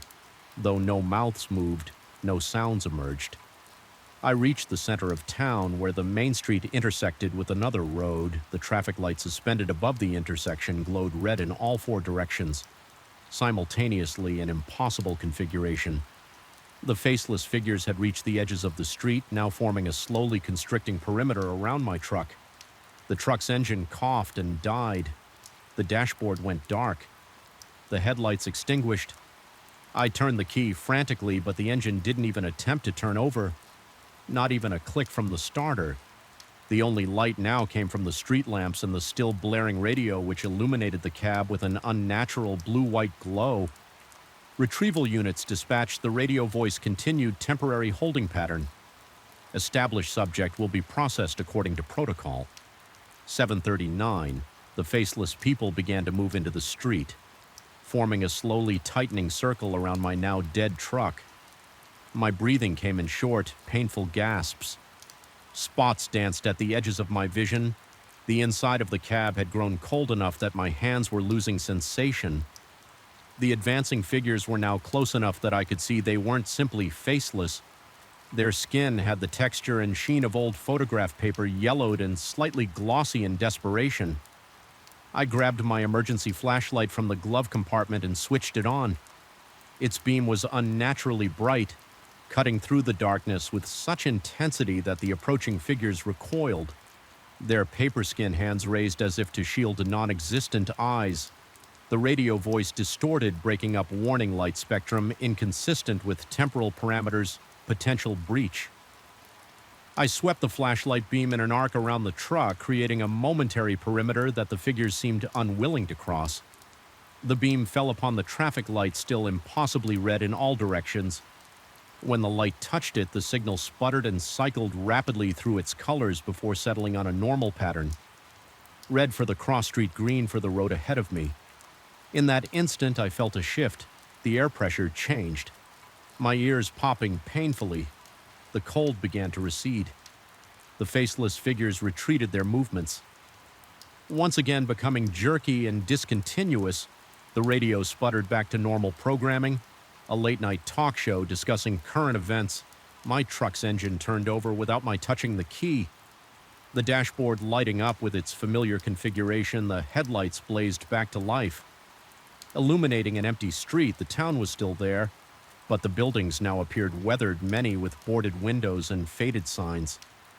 The movie theater marquee was blank, its triangular sign missing letters. The drugstore windows were empty. Dusty, I drove forward, passing through the abandoned town. My flashlight still gripped tightly in one hand. The road beyond returned to modern asphalt, and within minutes I saw green reflective signs for the interstate. My GPS flickered back to life, showing my position just a few miles from where I'd made my ill-advised detour as I merged onto the highway, surrounded by the comforting sight of other vehicles. My phone buzzed with a backlog of messages from dispatch asking about my location and status. The clock on my dashboard showed I'd lost nearly 3 hours. I never reported what happened. What could I say, but sometimes when I'm driving late at night and pass a small town exit, I catch a glimpse of old-style street lamps in my side mirror, and occasionally my radio briefly picks up a station playing songs from the 1950s. The announcer's voice partially obscured by what sounds like many people whispering my name. I've requested a different route from my dispatcher. I told them the mountain passes make me nervous. The truth is, I've checked historical maps of the region, and there's a notation about a town called Millerville that was abandoned in the 1960s when the new interstate bypassed it completely. The last census recording its population was in 1957, the count 158. The ticking began to feel like a hammer against my skull on the third night. Not constant, but irregular, sometimes hurried, sometimes languid, as if the clock were breathing. The mahogany grandfather clock stood nearly 7 feet tall in my study, its brass pendulum swinging with hypnotic precision. Except when it didn't, that was when the trouble began. That was when I first suspected I wasn't alone in my house anymore. My name is Michael Lawson, and until 3 weeks ago, I was a respected corporate attorney with a reputation for rational thinking and meticulous attention to detail. These qualities made me excellent at my job, but utterly unprepared for what would happen. After I inherited my great-uncle Howard's estate, among the various antiques and heirlooms was an ornate grandfather clock that had been in our family for generations. It arrived with a sealed envelope containing a handwritten note from my great-uncle. The Lawson clock must never stop ticking. Keep it wound at all times. Never place it in a bedroom or any room where people sleep. These are not suggestions, Michael. Your safety depends on it. I remember laughing when I read it. Howard had always been eccentric, filled with superstitions and strange habits. In my line of work, I dealt with facts and evidence, not folklore and ghost stories. So I placed the magnificent timepiece in the corner of my bedroom where its rich chimes could lull me to sleep each night for the first few days. Everything was normal. The clock kept perfect time, chiming on the hour with a deep, resonant tone that I found oddly comforting. I wound it diligently each morning, admiring the craftsmanship of its gleaming brass mechanisms and intricately carved wooden case. On the 5th day, I woke at exactly 3:17 a.m. Without any apparent reason, the room felt unusually cold, and I noticed immediately that the familiar ticking had stopped. The silence was deafening, half asleep. I fumbled with my phone's flashlight and checked the clock. It had stopped at 11:45 p.m. Despite being fully wound, I reset the time and got the pendulum swinging again, chalking it up to the clock's age. Perhaps it needed servicing after all these years. The next night, the same thing happened again. The clock stopped at precisely 11:45 p.m. This time, however, something else occurred. As I stood in the darkness staring at the silent timepiece, I heard what sounded like a long, ragged breath coming from somewhere in the house. My skin prickled with goosebumps as I convinced myself it was just the old house settling, or perhaps the wind outside. I reset the clock again and returned to bed, pulling the cover tightly around me. Despite the unusually warm night, on the 7th night I decided to stay awake until midnight. Watching the clock, I sat in my reading chair facing the timepiece, a glass of bourbon in my hand at exactly 11:45 p.m. Without any warning or mechanical hesitation, the pendulum simply stopped mid-swing. The ticking ceased, and in that moment of sudden silence, I distinctly heard heavy breathing from the hallway outside my bedroom. My heart hammered against my ribs as I sat. Frozen in my chair, the breathing was unmistakable now. Not my imagination, not the house settling, but the slow, deliberate inhalation and exhalation of something just beyond my door, something waiting. I couldn't move. My muscles had turned to stone as my eyes remained fixed on the shadowy space beneath my door. There in the sliver of darkness, I saw movement, a deeper shadow passing back and forth as if something were pacing in my hallway. The breathing grew louder, more labored, more hungry. After what felt like hours but was probably only minutes, I summoned the courage to stand. My legs trembled as I approached the clock with shaking hands and restarted the pendulum the moment the ticking resumed. The breathing stopped. The shadow beneath my door vanished. I spent the remainder of that night with all the lights on. Researching the history of my great-uncle's clock, the following days became a blur of exhaustion and growing dread. I moved the clock to my study as Howard had instructed, hoping this would solve the problem. It didn't. Each night precisely at 11:45 p.m., the clock would stop. Despite being wound each night, the breathing would return, growing more audible, more present each night. The shadows on my walls seemed to twist and stretch into impossible shapes, always treating the moment I restarted the clock. Sleep became a luxury I couldn't afford. Dark circles formed under my bloodshot eyes. My colleagues at the law firm commented on my appearance, suggesting I take some time off. Perhaps they were right. I needed answers more than I needed rest.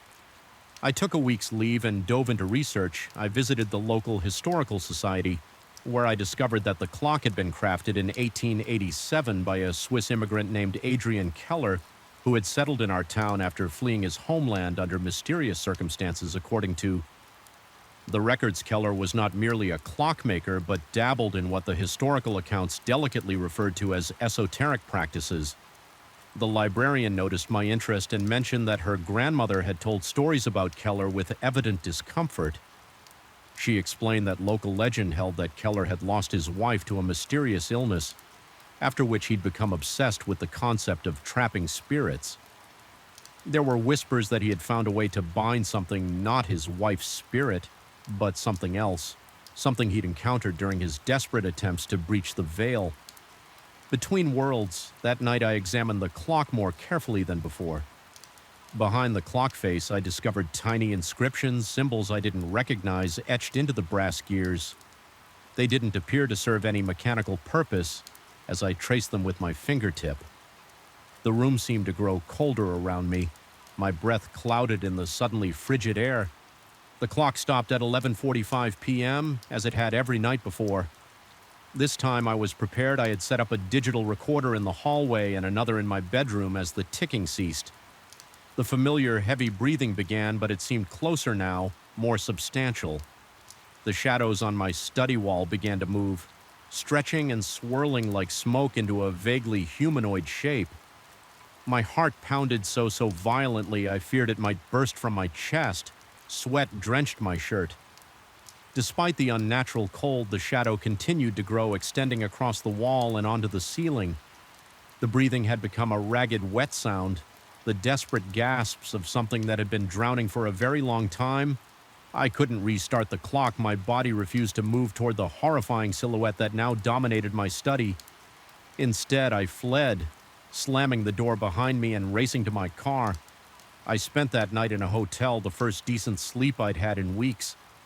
The next morning, I returned home to retrieve the digital recorders. The one in the hallway contained nothing unusual, just the ambient sounds of an empty house. The one in my study, however, made my blood freeze in my veins. After the sound of the door slamming and my footsteps retreating, there was a moment of silence. Then a voice grasping ancient speaking in a language I didn't understand but somehow comprehended on a primal level. It was calling to me, beckoning me back. I contacted a professor of linguistics at the local university, sending him the audio without explanation.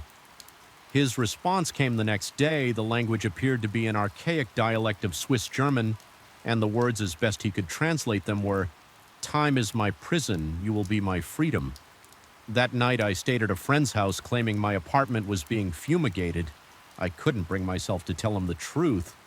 He was a fellow attorney, a man of facts and evidence. Like myself, or at least like I had been before the clock the following day, I returned home with a new determination. I wouldn't be driven from my house by fear. I had to understand what was happening in my study. I found the clock running perfectly, as if nothing had ever been wrong. But when I checked my phone, I realized with dawning horror that it was 11:47 p.m. 2 minutes past the time when the clock should have stopped. The ticking suddenly sounded wrong, too loud, too irregular, like a heartbeat, and it was coming from all around me. Not just from the clock, the walls seemed to pulse with each tick. The floor vibrated beneath my feet, and in the glass of the clock face I saw not my reflection but the distorted image of a gaunt, pale face with eyes like empty clocks staring back at me. I stumbled backward, my mouth dry with terror. The face in the glass stretched and warped, its mouth opening in a silent scream, or perhaps a grin. The ticking grew louder, still drowning out every other sound. Including my own panicked breathing in desperation, I lunged for the clock and grabbed the pendulum, forcing it to stop immediately. The ticking ceased. The house fell silent for a moment. I felt relief wash over me until I realized what I had done. I had stopped the clock. The temperature plummeted so rapidly that frost began to form. On the windows, the breathing returned, but it was no longer coming from the hallway or any specific direction.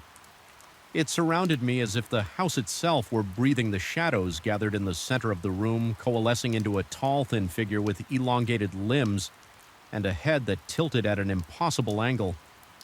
"Time is mine now," it whispered in that same ancient dialect, but somehow I understood every word. Its voice sounded like gears grinding against each other through my terror. A realization dawned on me: the entity wasn't trapped in the clock. It was trapped in time, the continuous ticking. The perpetual forward motion of the hands kept it imprisoned in a loop between moments by stopping the clock. I had released it into the present with trembling hands. I reached for the pendulum again, desperate to restart it. The shadow figure glided toward me with unnatural speed, its arms extending like smoke to grasp me. I felt its cold touch on my skin like icy metal as I finally managed to set the pendulum in motion. Once more, the ticking resumed, and the figure screamed a sound like metal tearing as it was pulled back toward the clock. Its form stretched and distorted, being drawn into the mechanism itself. The frost receded from the windows. The temperature slowly returned to normal. I collapsed on the floor, shaking uncontrollably, watching as the last wisp of shadow disappeared into the clock. Faced the next day, I hired movers to carefully transport the clock to a climate-controlled storage facility where I paid for perpetual maintenance. Each month, a technician would wind it, check its accuracy, and ensure it never stopped ticking. I included detailed instructions and a substantial trust fund in my will to guarantee this arrangement would continue long after I was gone. I still live in my house, though I rarely sleep through the night. Sometimes I wake up suddenly convinced I've heard the sound of ticking coming from my walls.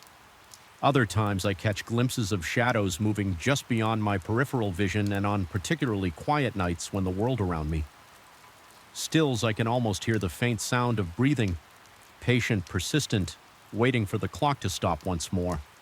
But I know better now. Time is not just a measurement. It's a prison, and some prisoners should never be set free. The first scale appeared 3 days after I found the cave, a small iridescent patch on my forearm that caught the light like mother of pearl. I told myself it was a skin condition, psoriasis, perhaps.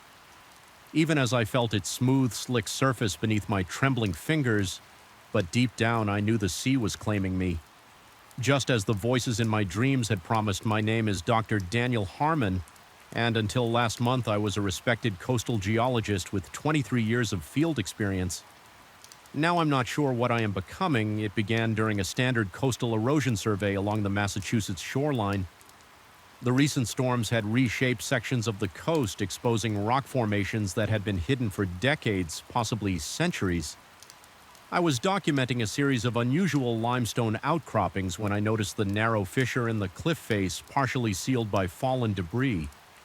Something about its placement seemed deliberate, as if the recent landslide had been orchestrated to reveal, rather than conceal. The opening was barely wide enough for me to squeeze through, requiring me to remove my equipment pack and push it ahead of me.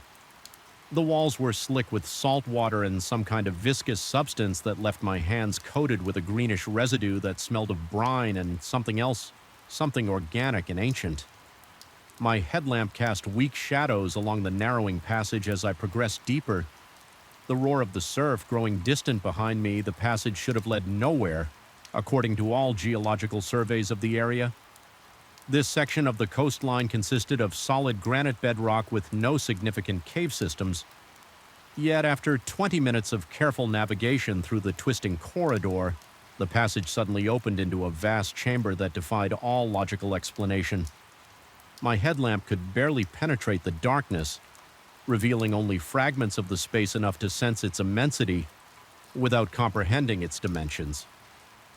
The air felt different here, dense and humid, carrying a saline heaviness that made each breath feel like drowning water.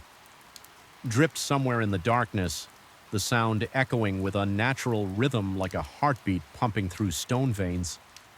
I switched to my more powerful flood lamp, and what it revealed froze my blood.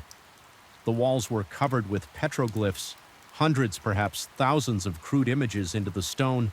Unlike any indigenous cave art I'd ever encountered, these depicted humanoid figures with distinctly non-human features, elongated limbs, oversized eyes, and what appeared to be gills lining their necks and torsos. Some showed these creatures emerging from stylized waves. Others depicted them standing among what looked like human figures in postures of supplication or worship. Most disturbing were the images that seemed to show a transformation, human figures gradually developing the same features as the marine entities across a series of connected panels in the final images. The transformed humans were shown entering the water arms outstretched in what could have been either ecstasy or terror. The scientific part of my brain immediately cataloged possibilities. An unknown pre-Columbian cult, elaborate hoaxes, or even the effects of water erosion creating parodia patterns that my mind was interpreting as figures. But another part, the primitive hindbrain that recognizes danger before consciousness can name it, was screaming at me to leave. I should have listened instead. I continued deeper into the chamber, my lamp revealing more petroglyphs, each more detailed and disturbing than the last. At the far end of the chamber, a natural alcove had been modified to create what could only be described as an altar. A roughly circular stone table, its surface smoothed by tools or perhaps centuries of touch, held an arrangement of shell stones and what appeared to be bone fragments. They formed an intricate geometric pattern that seemed to shift slightly when viewed from different angles, a mathematical impossibility that I attributed to tricks of the light and my own growing unease. The centerpiece was a conch shell of unusual size and coloration, midnight blue with veins of phosphorescent green that seemed to pulse with their own internal light. Without thinking, I reached out to touch it. The shell was warm and slightly yielding like living tissue. I recoiled, nearly dropping my lamp, and in that moment of disorientation I heard it a whisper that seemed to emanate not from any particular direction but from the stone itself. Not words exactly, but intentions that formed meaning in my mind. Return when the moon is full. Return to us. Panic seized me. I backed away from the altar, then turned and fled through the passage, scraping my shoulders raw against the narrow walls. In my haste, by the time I emerged onto the beach, the sun was setting, painting the ocean in colors that seemed suddenly alien and threatening. I realized I had been in the cave for over 6 hours, though it had felt like less than 2 that night. I dreamt of the ocean floor not as the dark, crushing void I'd studied throughout my career, but as a luminous kingdom of strange architectures and flowing movement. I was walking among spires of coral and stone that dwarfed any human construction, breathing water as naturally as air, my body moving with a grace it had never possessed on land. I woke at dawn, sand crusting my pajamas, salt water drying on my skin, standing ankle-deep in the surf. Half a mile from my rented cottage, it was the first episode of sleepwalking I'd experienced since childhood. The next night it happened again, and the next. Each time I'd wake closer to the water, the voices from my dreams still echoing in my consciousness. The tide is turning, you are becoming return when the moon is full. I started locking myself in at night first. Just the doors and windows, then progressing to tying my ankle to the bed frame with rope. It made no difference. Somehow I would still find myself on the beach come dawn, the restraints mysteriously undone with no memory of how I'd gotten there. Sometimes there would be evidence of my night journey, strange symbols drawn in the sand around me, arrangements of shells and stones that mimicked the pattern on the altar. By the 5th day, my scientific skepticism was eroding faster than the coastline.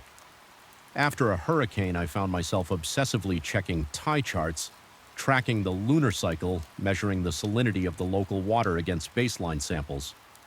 I told myself I was being methodical, investigating an environmental anomaly that might explain my symptoms, perhaps a toxic algae bloom affecting neurological function or exposure to an unknown mineral in the cave, causing hallucinations and somnambulism. But these rational explanations felt increasingly hollow. as the physical changes began. The first scale was followed by others, small patches appearing on my forearms, then spreading across my chest and back. My skin grew unnaturally sensitive to dryness, requiring constant moisturizing to prevent painful cracking. I found myself drinking gallons of water daily, yet always feeling dehydrated. Most alarming was my growing aversion to being away from the ocean trips. Inland to the nearest town for supplies became torturous exercises in endurance. Beyond a certain distance from the shore, approximately 3 miles, I determined after careful testing I would experience symptoms similar to altitude sickness, shortness of breath, dizziness, nausea, and eventually unconsciousness. I contacted colleagues describing my discovery of the cave but omitting the personal changes I was experiencing. Their responses were predictably skeptical according to all official surveys and historical records. No significant cave systems existed in the area. One particularly helpful former student agreed to review my photographs of the petroglyphs, only to inform that the images I'd sent were just pictures of ordinary weathered rock surfaces. When I checked the files again, he was right where I distinctly remembered documenting detailed carvings. My camera had captured nothing but natural stone textures. My mind raced with possibilities. Was I suffering from a brain tumor? Early onset dementia? Had I been exposed to some hallucinogenic compound in the cave? Or was something systematically removing evidence of what I'd found? I began to notice I was being watched. Not by people. The coastal area was largely deserted after tourist season, but by the wildlife gulls would gather on my roof. At odd hours, their cries forming patterns too regular to be. Random schools of fish would follow me when I waded into the shallows, forming concentric circles around my legs once waking from sleepwalking. Before dawn, I observed what appeared to be seals sitting in a semicircle on the beach around me, their eyes reflecting my flashlight with unnatural intelligence, before they silently slipped back into the waves as the full moon approached. My transformation accelerated. The scales now covered nearly 40% of my body. My eyes had developed a secondary membrane, transparent but visible, sliding horizontally across my vision. When submerged in water, instantly correcting my sight. My fingers had grown slightly webbed between the second knuckles. I discovered I could hold my breath underwater for nearly 7 minutes without distress. I should have been horrified instead. I found myself fascinated, meticulously documenting each change with scientific detachment, as if studying a subject other than myself at times. I even felt a perverse pride in my evolving physiology, a sense that I was becoming something more adapted, more evolved than my former self. The rational part of my brain, the part that still identified as Dr. Daniel Harmon, geologist and man of science, knew I should seek medical help immediately. But that voice was growing fainter against the chorus that filled my dreams, promising revelation and belonging. If only I would return to the cave when the moon was full. Return and complete what had begun. Last night was the full moon. I fought against its pull with every remaining shred of my humanity. I barricaded myself in the bathroom, the only room without window. Windows, swallowed a bottle of sleeping pills and handcuffed myself to the pipes beneath the sink. As consciousness faded, I felt a grim satisfaction in having thwarted whatever force was calling me to the cave. I woke at the altar. The cave was transformed by moonlight, filtering through some unseen opening above, illuminating the chamber with an ethereal blue glow that set the patterns on the altar pulsing with life. The midnight blue conch shell now emanated a light of its own, casting shadows that moved independently of any physical source. I wasn't alone. Shapes moved in the darkness. Beyond the altar, humanoid but fluid, their features obscured but their presence unmistakable. I sensed rather than saw their eyes upon me, felt their anticipation like an electric current in the water. Heavy air, the voice that had been a whisper in my dreams, now surrounded me, emanating from the stone, the shells, the very air itself, and from something within me as well. The tide turns, the cycle renews the landform, falls away, the sea form ascends. My scientific mind made a final desperate attempt to categorize what was happening. A mass hallucination, a complex delusion, a psychotic break. But these clinical terms seemed ridiculous in the face of the profound transformation occurring within and around me. The scales across my body began to illuminate, matching the phosphorescent patterns on the altar.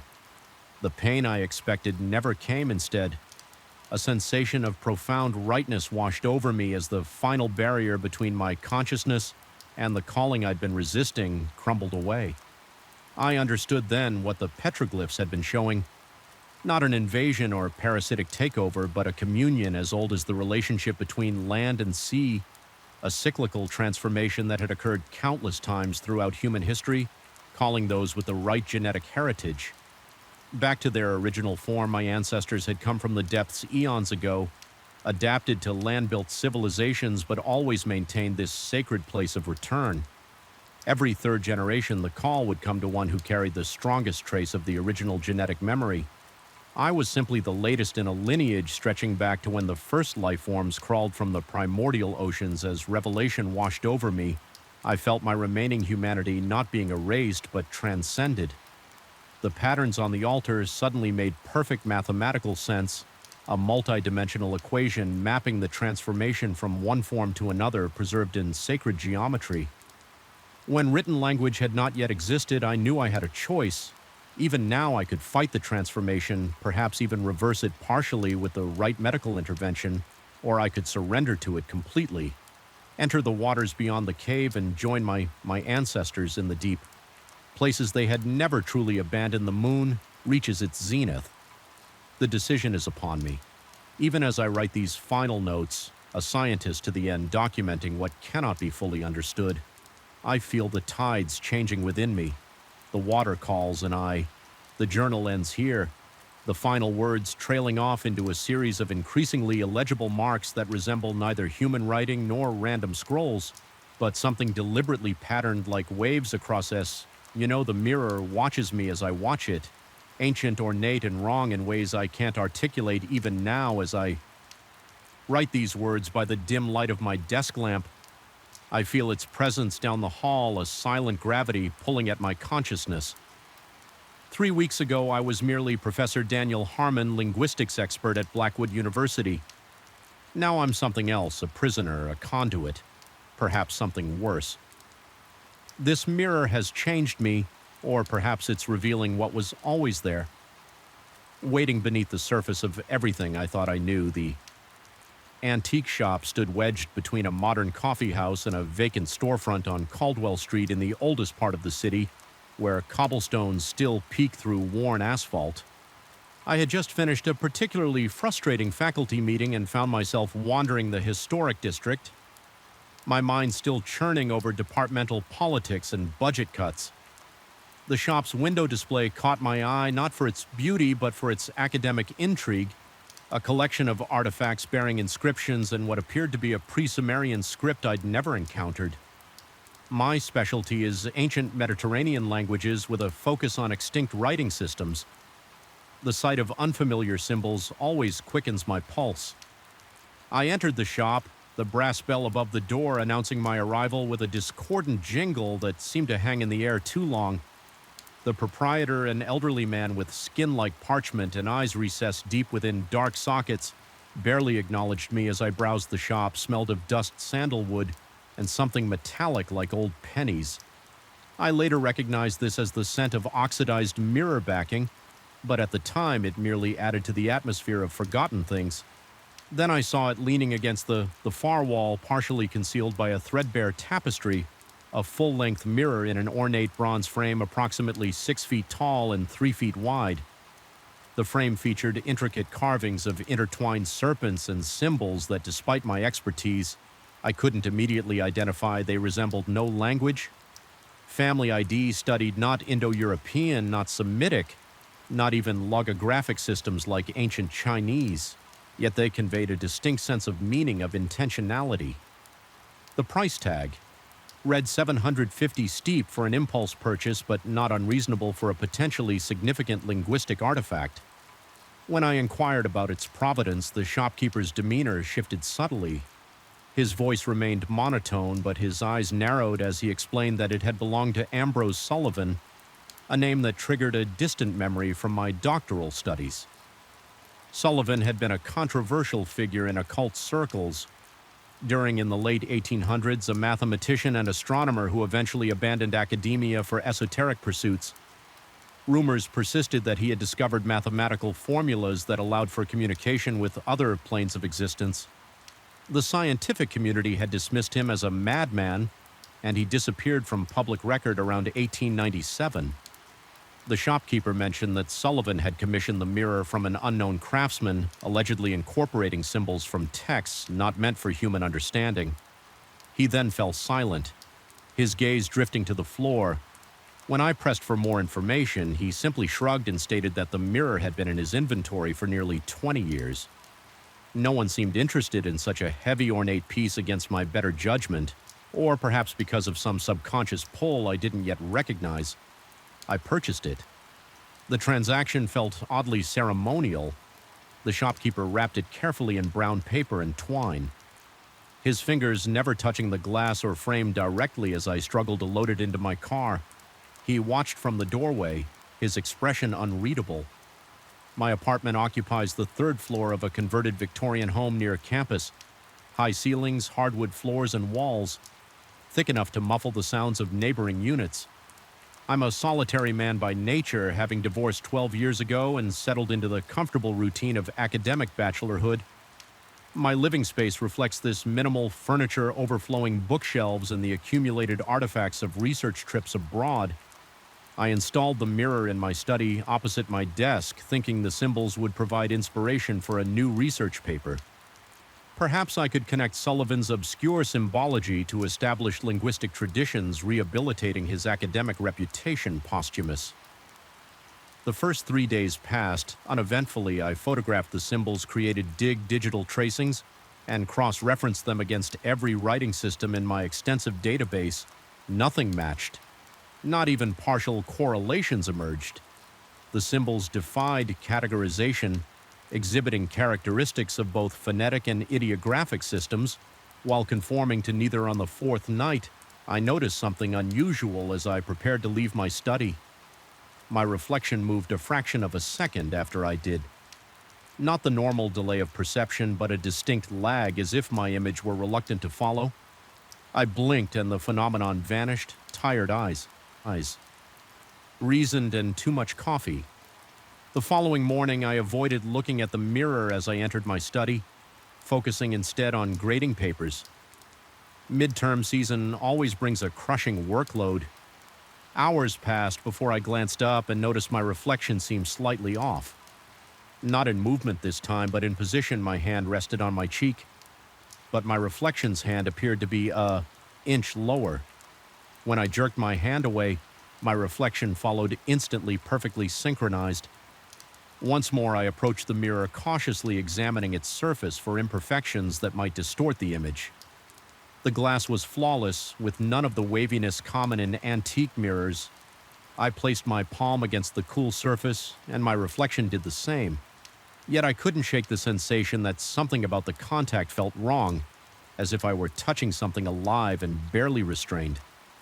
That night I dreamed of drowning in black water while something with too many limbs pulled me deeper. I woke gasping, sheets soaked with sweat, my heart hammering against my ribs. The digital clock read 3:17 a.m. As my breathing slowed, I became aware of a sound, faint but unmistakable, coming from my study down the hall. Whispering, multiple voices speaking in hushed, urgent tones. My apartment has no shared walls in the direction of my study. No plumbing runs through that section. No logical explanation presented itself yet. The whispers continued, rising and falling in rhythmic patterns that suggested language rather than random noise. My body felt leaden as I forced myself out of bed. My mouth had gone desert dry, and each heartbeat pulsed in my ears as I moved down the darkened hallway. The whispers grew clearer, still indecipherable but unmistakably speech-like. They emanated from behind my closed study door. I stood paralyzed, hand on the doorknob for what seemed like an eternity. The rational part of my brain inventoried possible explanations. A radio left on an open window carrying voices from outside pipes settling in the old building. Yet I knew with sick certainty that none of these would prove true when I finally pushed the door open. The room was pitch black, except for a faint silvery glow coming from the mirror. The whispers stopped abruptly. I fumbled for the light switch, my fingers trembling so violently that I missed it twice before flooding the room with harsh fluorescent light. The mirror appeared normal, just glass and metal, reflecting my own terrified face. Pale and sweat-streaked, I searched the room thoroughly, checking windows, locked vents secure, and my computer off, finding nothing unusual. I convinced myself it had been an elaborate auditory hallucination brought on by stress and interrupted sleep. I left the light on and returned to bed, where I lay awake until dawn. Over the next week, the incidents escalated in frequency and intensity. My reflection began to exhibit subtle differences, a slightly different posture, a delayed reaction, once even what appeared to be a different facial expression when viewed from the corner of my eye. The whispers returned nightly, always between 3 and 4 a.m., growing increasingly urgent. Though remaining just beyond comprehension, I began researching Ambrose Sullivan, obsessively requesting rare manuscripts through interlibrary loan and accessing digitized newspaper archives. What emerged was the portrait of a brilliant man's descent into obsession.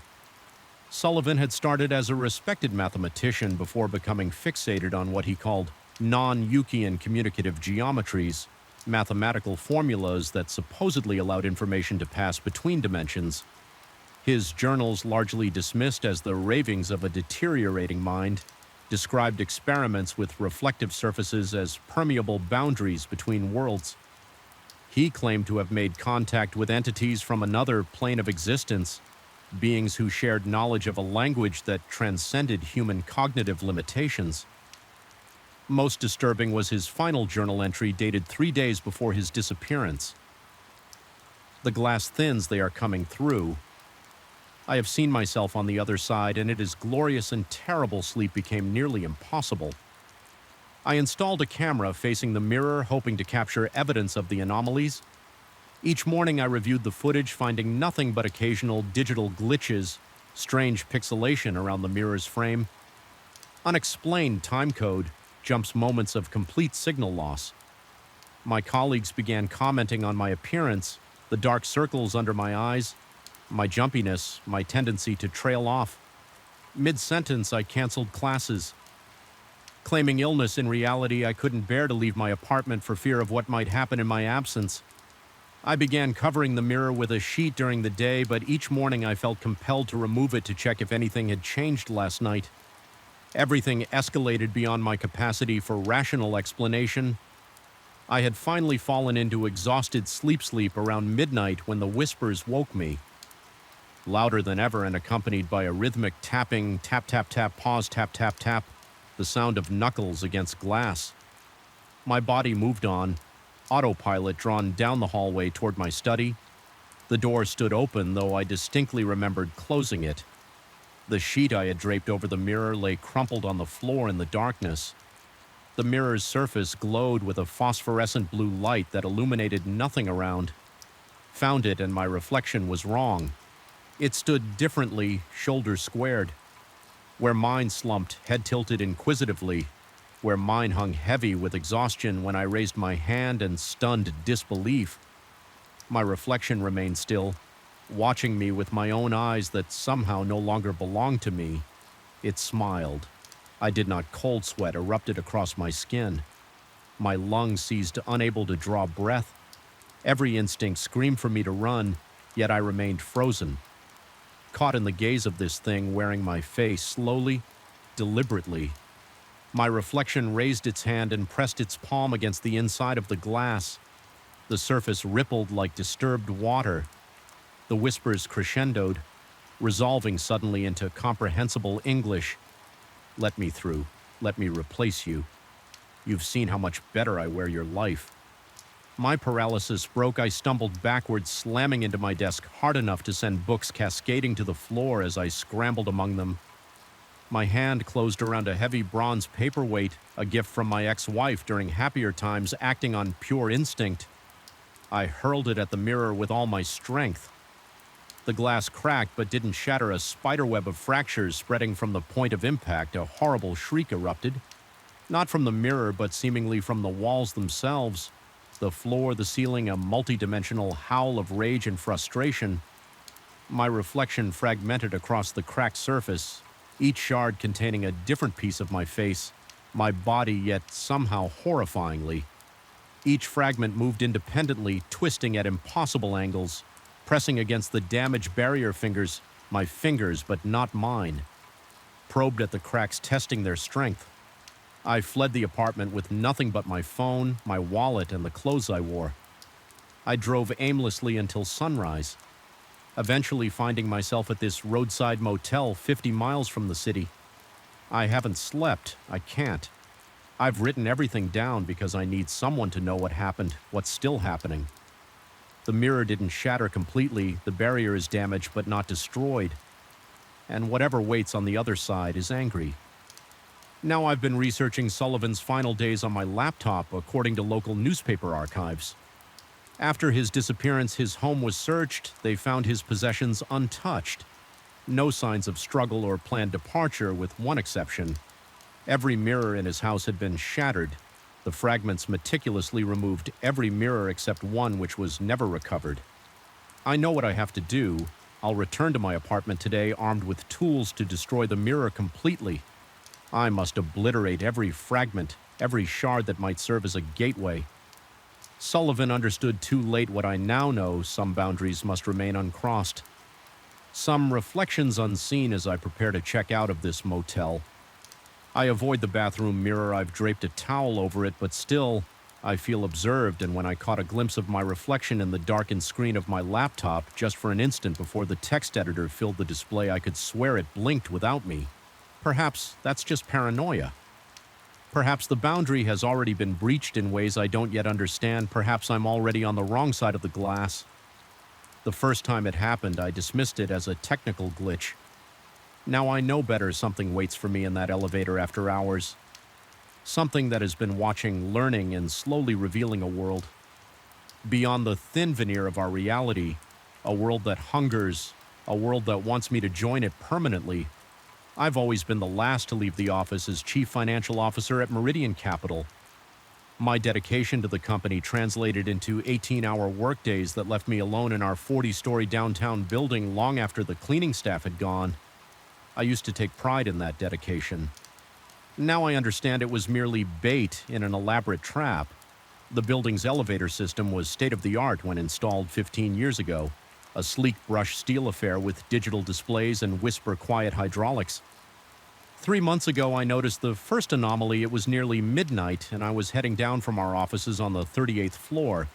The digital display showed the expected descent, 38, 37, 36, but then it flickered between 28 and an unfamiliar symbol that resembled a distorted figure 8.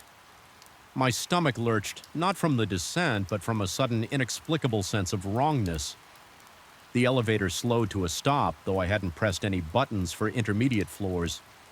The doors opened onto a floor I didn't recognize. The layout was similar to our corporate floors, but the lighting was different, a sickly greenish fluorescence that cast everything in a jace. Paul, the air felt heavy, almost gelatinous in my lungs. No one occupied the workstations, yet papers rustled and chair wheels occasionally squeaked as if an invisible workforce toiled in the empty space. My skin prickled with goosebumps, a cold sweat breaking out across my forehead. I jabbed repeatedly at the lobby button, my heart hammering against my ribcage until the doors finally closed. I convinced myself it was exhaustion, playing tricks on my perception. The next day, I casually asked our building manager about renovations on the 28th floor. He looked at me strangely, reminding me that our building went from the 27th floor directly to the 29th. A concession to the superstitions of our building's original Japanese investors who considered 8 an unlucky number. There was no 28th floor. 2 nights later, it happened again. This time, the elevator stopped at what the display showed as floor. I can tow the doors open to reveal a narrow corridor with walls that seemed to pulse slightly, like the interior of something living. The carpet beneath the threshold appeared sodden. Though there was no visible moisture, it simply yielded like wet moss. When I cautiously extended my foot to test it, from somewhere down the hallway came a sound like wet clothing being wrung out, punctuated by a rhythmic clicking.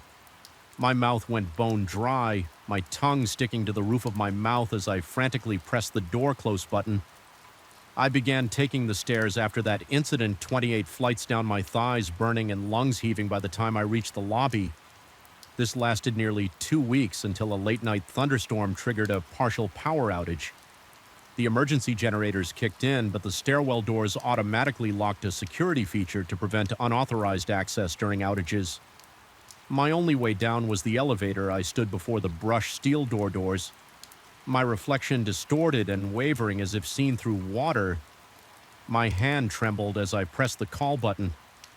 The wait seemed interminable, each second stretching into uncomfortable minutes. When the elevator finally arrived with a cheerful ding that seemed obscenely out of place, I found myself staring into an empty car that somehow felt occupied. The descent began, normally 38, 37, 36. My muscles tensed with each floor, and anticipating the moment when normality would fracture at the 23rd floor, the lights flickered. The digital display scrambled, showing random segments before settling on an impossible arrangement to the elevator. Didn't slow so much as sink like a stone through thick oil. My ears popped painfully, and the temperature plummeted until I could see my breath fogging in front of my face. When the doors opened, I faced a vast open floor that couldn't possibly fit within the building's footprint. The space stretched into shadow-cloaked distance, the far walls invisible beyond the reach of the meager light spilling from the elevator pillars of what appeared to be dark-veined marble. Rose to a ceiling, lost in darkness between them, moved shapes, fluid and constant things that seemed assembled from scraps of shadow and shimmering fragments that might have been eyes or teeth. Or neither. My heart pounded so violently I felt lightheaded. The rush of blood in my ears nearly deafening. I wanted to flee, to retreat into the elevator, but my body refused to respond. I remained frozen in place as one of the shapes noticed me and began drifting closer.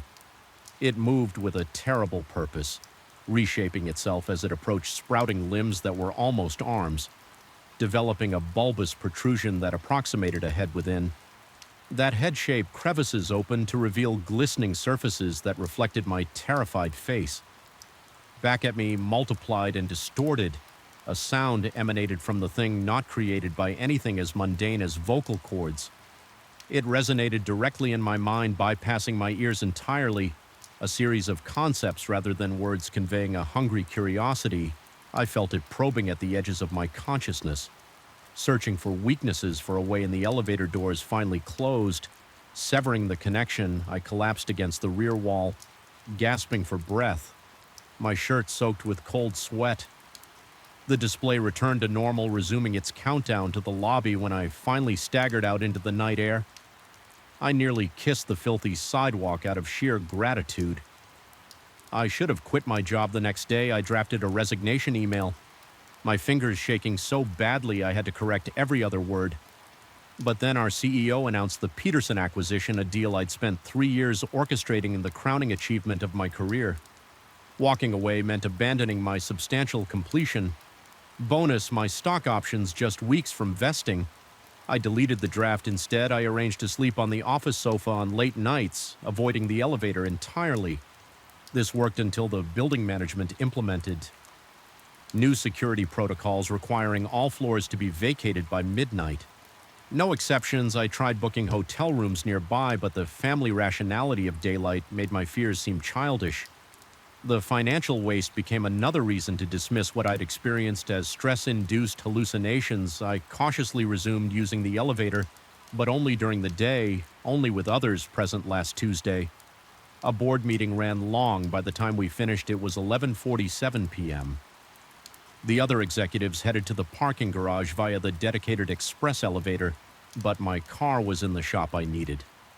Did the main elevator to reach the lobby, my colleagues noticed my hesitation and inquired if I was feeling unwell. Not wanting to appear unstable, I assured them I was fine. Just tired. As their elevator doors closed, I felt a crushing sense of isolation settle over me. The empty corridor stretched before me, the overhead lights dimming automatically for energy conservation, leaving pools of shadow between islands of feeble illumination. The elevator dinged its arrival before I pressed the call button.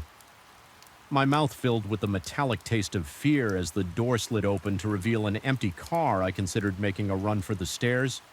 Security locks be damned, but pride and stubborn rationality pushed me forward.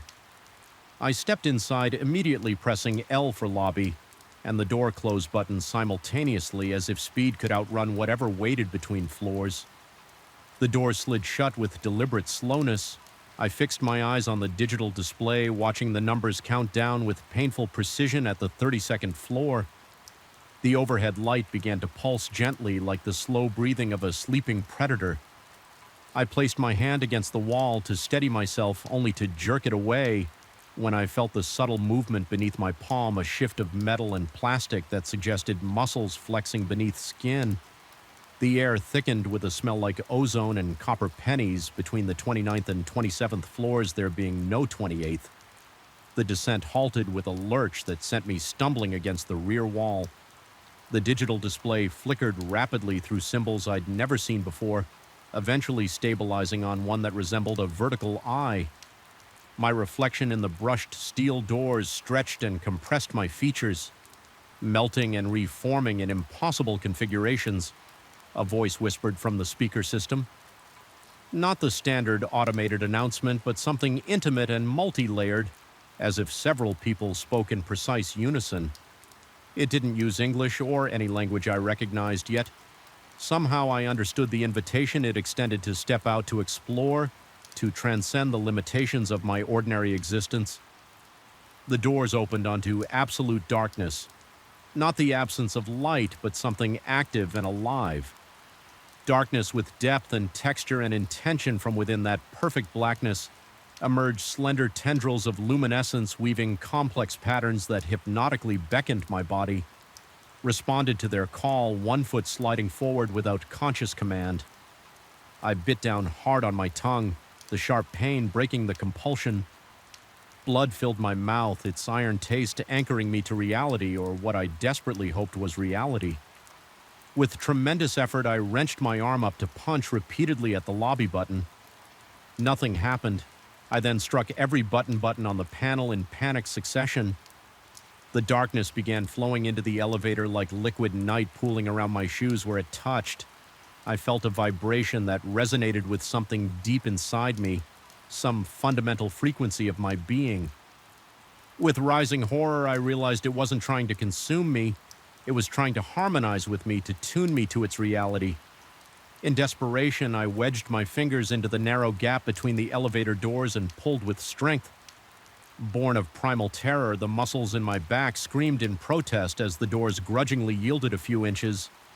The darkness retreated slightly, seemingly confused by my resistance.